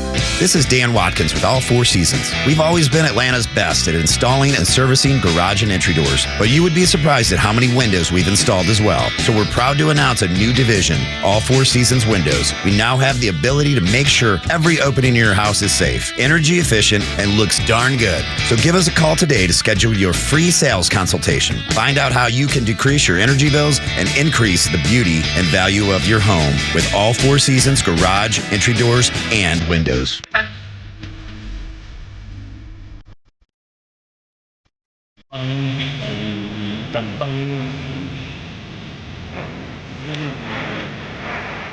The Killer Beatles, the old actual Beatles. Rapidly mad, all right. Yeah, Ticket to Ride, baby. Beatles #1 in British singles, taken from the film Help. Their 7th British #1. And we're going to talk Beatles here in a second, and then Pete's tweets. We got Flounders and Joe's jokes, stuff like that. First of all, Pete Davis, a couple of sports things. Our birthday of sports list, Terry Francona, 65. He just retired, right? Medical problems. Yes. Health issues. 1988, 2 NBA teams are awarded to Florida. 1988, the Orlando Magic, Kingdom Woke Commies, and the Miami Heat. I might have added a word there. 1876, the first official National League baseball game Boston beat Philadelphia 6-5. The Red Caps. Yeah. 1940, that was 1876, the first National League baseball game. Wow. 1914, Babe Ruth made his pitching debut with... Who now? What was the question? Babe Ruth made his pitching debut. The Red Sox. 1914. No, this was a minor league. Yeah, minor league. Babe Ruth made his pitching debut in 1914 with the Baltimore Orioles. That was a minor league team. It doesn't say that here, but I'll take your word for it. 1915, the Yankees wore pinstripes with the hat and the ring logo for the first time in 1915. There you go. Now, just a quick thing on the Beatles. You want to play some music in the back if you want to. There's a new book out called All You Need Is Love, and it's got some more of the juicier stuff of the Beatles breaking up. George Harrison, known as the Quiet One, used to say of John Lennon, he's become so nasty. They were engaged in a Cold War with John Lennon. George Harrison called him a piece of blank. In 1967, everybody was happy, and 3 years later it was over. This book describes how they went to tour in Manila in 1966. The band was spat on and nearly held hostage after they refused to see Philippines President Ferdinand Marcos and the First Lady. So Ringo says, we get on the plane. There's an announcement that our press man, Tony Barrow, and our road manager had to get off the plane. He said, we thought now they're going to take us off 2 by 2 and shoot us. He said, we kept realizing we're getting bigger and bigger. We couldn't go anywhere. You couldn't pick up a paper without us being there. It was outrageous. I suddenly had more... then they had a problem with chronicling their... writing their classics. And suddenly, Paul McCartney said, I had more Northern Song shares in their partnership than anybody else. It was, oops, sorry, John, you bastard. You've been buying behind my back. They had a fight over Apple Records. Came to a head when Alan Klein was the Beatles' new manager. Nobody wanted anything to do with him. He was called the devil. McCartney was incensed when Ringo voted to hire him. He said, well, this is like bloody Julius Caesar. I'm being stabbed in the back. He accused Klein of sucking up to Lennon by sucking up to Yoko. Anyway, it's on and on and on. It's a new book, and it's called All You Need Is Love. And I don't know. I mean, Klein was a crook. He screwed the Beatles and the Stones. Yeah. Oh, really? Yeah. Well, anyway, that's the book if you're interested, and I assume probably people are. 5:40, already with a Kimmer, Pete, and Flounder. And let's see, just quickly, in case you missed it, the Supreme Court is probably unlikely to handle this business of public camping to the satisfaction of the liberals in Oregon. This is an incredible story. In Oregon, a community passed a municipal ordinance that said you would be getting a ticket, you would be breaking the law, if you are homeless people sleeping on public property, like campgrounds and stuff like that. Well, the liberals are saying it's not fair. The Supreme Court justices today, conservative members, were expressing doubts about the issue, whether it's legal to kick somebody off a public park without giving them a ticket. The justice, he says, usually think about whether state law or local law achieves those purposes so federal courts don't get involved with homeless policy micromanaging. Neil Gorsuch said if courts find cities cannot... Oh, okay, this is really horrible. I'm going to say some bad words here, and I'm quoting a Supreme Court justice. Neil Gorsuch raised questions about what you can do to people in public places, noting if courts find that cities cannot publish homeless people for sleeping outside, then the same logic could apply to other ordinances, such as those prohibiting urinating or defecating in public. Justice, your language. But he's got a point. Yep. If you can't give him a ticket for sleeping, then you can't give him a ticket for doing anything else, apparently. I mean, there's public... what about no public bathroom facilities? The problem the liberals are saying, there's not enough homeless shelters, and therefore if somebody's homeless and they don't have a place to sleep, the county or the city or the state or somebody owes them a place to sleep. Wait a minute, I thought the Bidenomics was getting everybody a place. Well, we all got a new home now, a new car, new home, and again, basically, from the bottom line of this, what affects me, where do they get off? Where does anybody get off actually thinking that when you're born, you have a right to a house? You have a right to a bedroom. I mean, seriously. Only kids think that way. Who gets off that way? Only children think that way. Oh, and by the way, one more. This is typical. The liberals are Sona Sotomayor. See the stupid one? Yeah. Sorry, she's the dumb one. The prospect of other cities enacting similar policies discouraging homeless people. Where do we put them in every city if they lack compassion? Where are they supposed to sleep? And then Justice Katanji Bippity-Boppity-Boo said, wonder if a homeless person could ever bring a claim against the 8th Amendment. If the court overturns the appeals ruling, what would happen if the city decided it was going to execute homeless people? What? Well, Yeah. I'm telling you, the Eighth Amendment bars cruel and unusual punishment. So they're saying, what's the difference? If you're homeless, you're being punished because you're homeless, so why not just execute them? That's the same thing. If it's not cruel and unusual, then maybe executing him wouldn't be cruel and unusual either. I mean, there's a Katanji, Bibbidi Boppity Boo, who also said she didn't know what a woman is. I know. God. And she's not the dumb one. Yeah, she's not the dumb one. She's a coward. She was afraid to answer the question. When they said, when was it Marjorie Taylor Greene or what? No, the Tennessee senator said, what is a woman? The Tennessee senator, what is a woman? And she says, well, I'm not a biologist. She was a coward. She was afraid to say a woman by definition of gender has 2 freaking X chromosomes. Yeah. Okay? That's a woman. If you got a Y, you're a guy. You're a guy. Yeah. Boys have a penis, girls have a vagina. Da-da-da-da-da-da. Boom. Oh, anyway, how about a little something here? 5:43 minutes. Here we go. Now we're in the morning show. Follow that. And they want me to change my gender. Yeah, sure. First, we got Peach Tweets. Well, you wouldn't have to change your name. I wouldn't have to do anything. Okay, Flounder sent this earlier with the great economy we got going. James Woods posted this. Dollar Tree is closing 1,000 stores. Dollar Tree. Dollar General's cheapest everywhere. the dollar, $1. Yeah, they can't make it. Walgreens is closing 900. Macy's 150. Foot Locker 400 stores. Gap 350. Burger King 400. Regal Cinemas 429. And Kroger is closing 413 of their stores. And Holy smokes! James Wood says, "Is this building back better?" How many theaters? 429. Holy mackerel! And yeah. I agree. There are some districts in Tokyo where you have to have be over a certain age to enter because of erotic posters everywhere. And there's other districts in Tokyo, if you're a woman, they will not let you enter. And what's the thought behind that? Well, you're just not supposed to be there. You're a woman. What kind of areas are these? I don't know. I wish I'd known that when I was over there. Wow. Well, actually, I don't think I want to know that if there's no women there. Quite opposite. If they don't allow girls, I don't think I want to be there. Imagine that in America. If there's a part of Atlanta women can't go to. Remember when they got in a big Supreme Court fight over whether women should get into bars free because it's ladies' night and they don't have to pay for their $5 admission. Remember the lawsuits over that? Well, then why can't men? I mean, remember? Oh my God! Here we go. MTV's debut date is closer in time to Pearl Harbor than today. That's how old it is? Holy cow. That's how old MTV, yeah. Well, what's the date? 1980, I think. 81, somewhere around there.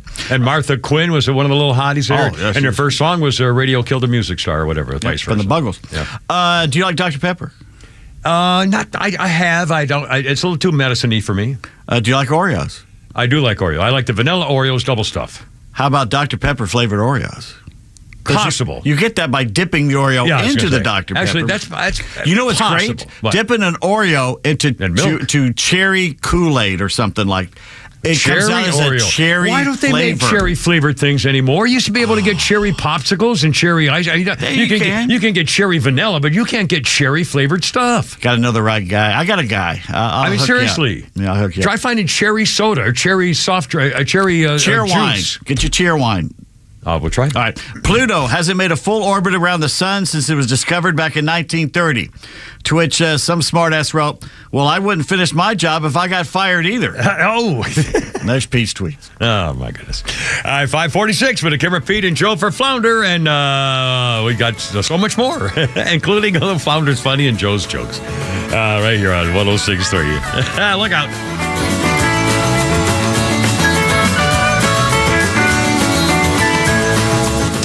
Atlanta radio legends collide on XTRA 106.3.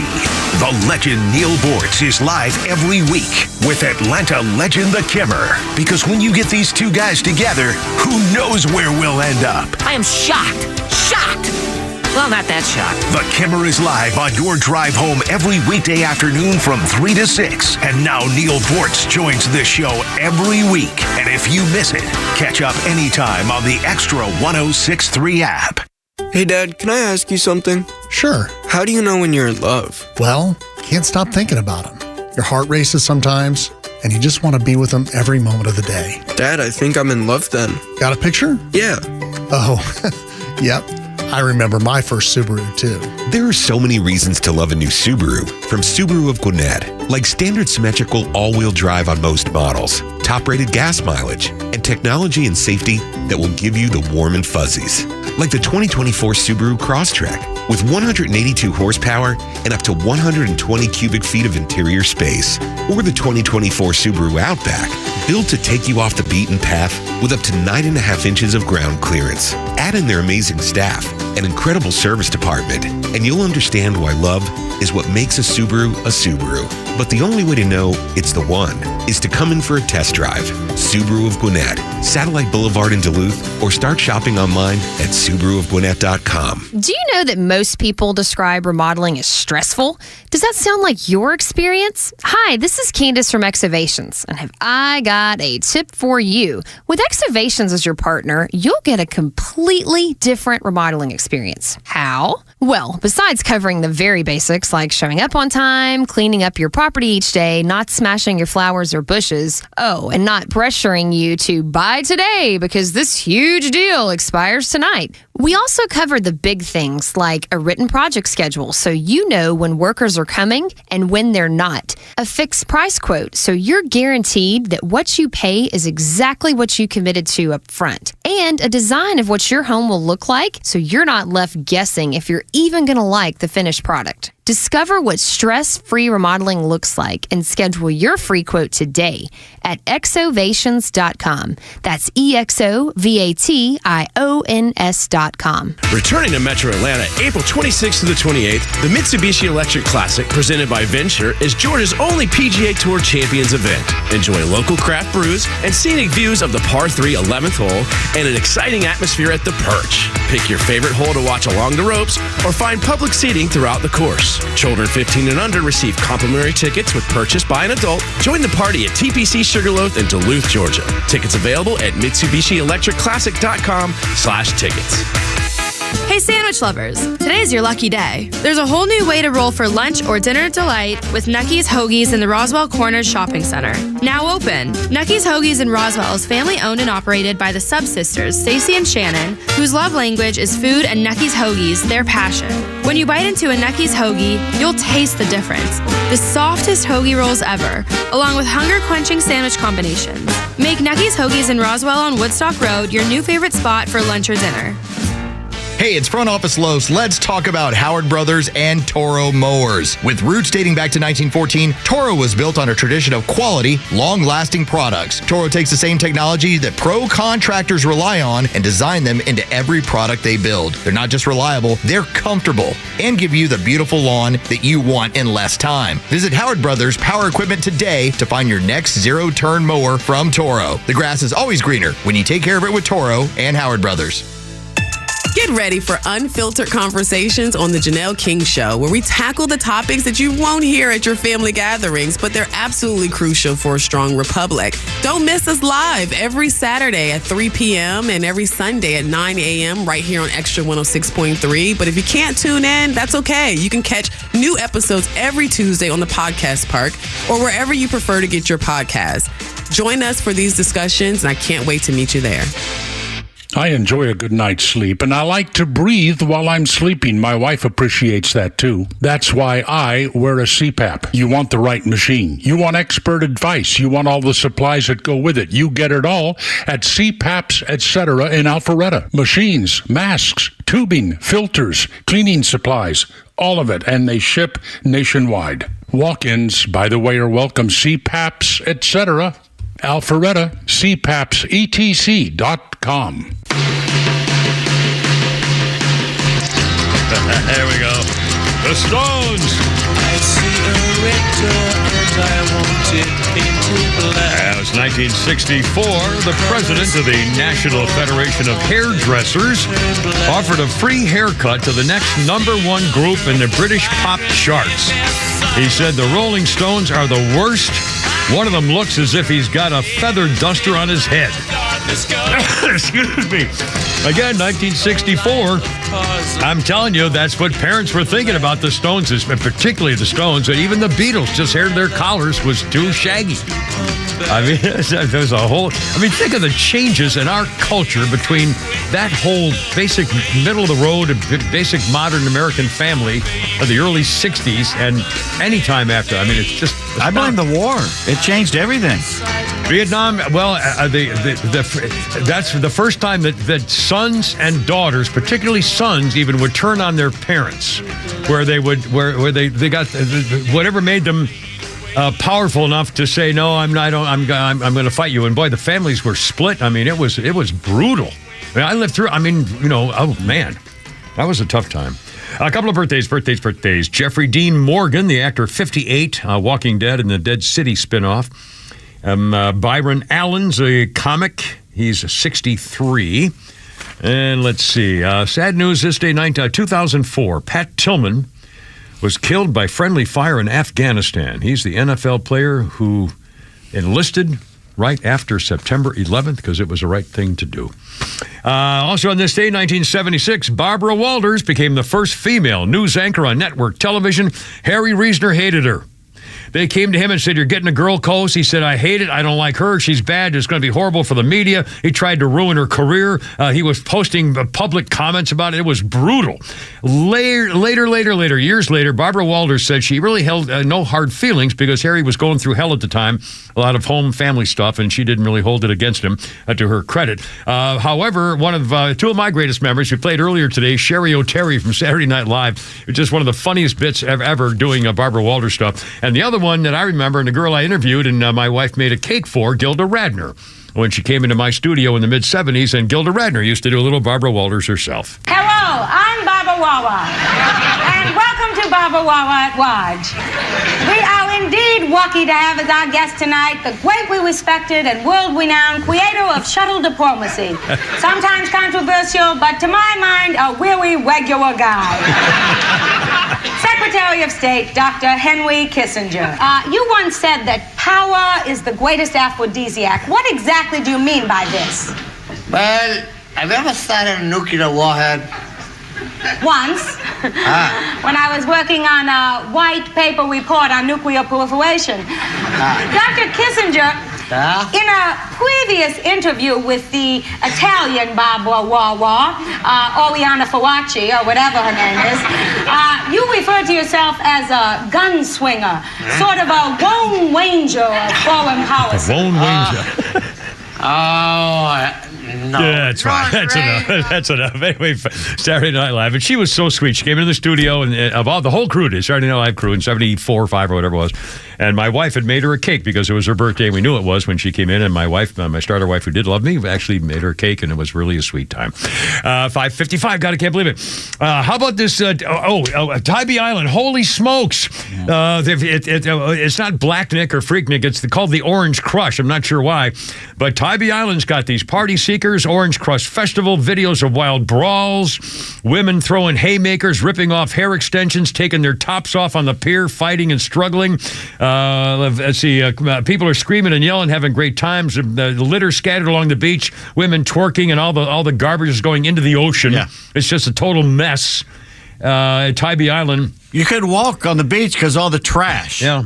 Thousands of students and alum, historically black colleges and universities overrun the Peach State, Tybee Island for spring break like jamboree. 58,000 co-revelers flocked to the 3-square-mile island. They say they didn't cause much trouble, but that's not true. There were fights all over the place and garbage and everything. Anyway, it's, they're letting them do it. You don't let any group go to a beach and do that and just trash it and leave all that trash there. They have sea turtles there and all that mess. Yeah. Despite the brawl, the Orange Crush Beach Party is rooted in celebrating the student culture of Savannah State University and other historically so. They've a long time ago said, we're not part of this. Well, again, Florida, Fort Lauderdale and all these places, hold on a minute. Jacksonville. Yeah, fine, you can come here and have fun and everything, but come on. Tybee used to close their businesses and say, screw it, we're not going to put up with this. Yeah. It's a 5:57. Holy criminy. A horrible story here, by the way. Horrible story. A woman from China named Huang Lihong was with her family at the Lian crater in Bangalagawangagangi, Indonesia. A family outing. These Indonesian volcanoes are famous because they're blue. They have a blue effect from fire igniting the gas emanating from the sulfur and so forth. Well, so this lady was taking a picture. She had her skirt got caught, apparently, on part of the rocks on the slope of the volcano, and she fell into the volcano 250 feet into the volcano while her husband's sitting there filming her. Was she a virgin? I hope she got pumped out of it, because if she wasn't... Because maybe they sacrificed her. Well, it took her 2 hours to find her body. Oh, they didn't sacrifice she fell into the 250 feet into the volcano. What's the one in Hawaii? Paleo or something? Paleo, yeah. That they sacrifice a virgin every now and then? That could be you, Joe. Yeah, one of my guys in prep school used to have a nickname put on his mug for graduation. Come on, I want to lay you. It's a famous special... Oh, God. All right, what did we... I wouldn't forget there, Slay. Joking, Joe. Now, listen. Look, guys, I know, I am aware that I must seem like a tough, cold son of a bitch up here. In fact, the only time I've ever cried in public in my entire life was at my mom's funeral. I might be a tough, cold son of a bitch, but that doesn't mean I'm not also one hell of an actor. My mom was a depressed woman. My mom was a very depressed woman. My mom was so depressed, she had the words, "In case of an accident, please do not resuscitate," tattooed across all of her children. I'd say my mom's funeral was like 10, 11 years ago now. Last year, I had her body dug up. Settle a legal dispute with my siblings. Turns out I was wrong. That is illegal. What's it, Jason Jesselnick? Anthony Jesselnick, yeah. Every one of his bits is all it's just creepy. Oh, mercy. Almost 6 o'clock. Ever Pete and Flounder. By the way, at the Roxy next door, there's a show tonight, and as things are up, my gender is not my genre. I swear to God. I can't wait to see the crowd when we leave here tonight, coming in a few minutes. Anyway, it's all coming up tomorrow. By the way, I have my brand new... This is a Marine Corps band harmonica. I'm switching to my big-time Charlie one. Kevin, Pete, and Flounder, I gotta go. You're killing me. Hoorah, Semper Fi. Thank you, Joe. Herp and Herp, look out. Start your day the right way with Tug, Rhino, and Los on the Morning Extra. Every morning from 6 to 10 a.m. on WFOM Marietta, Extra 106.3. Day one in the books. I'm Lisa Lacera, Fox News. A shortened day.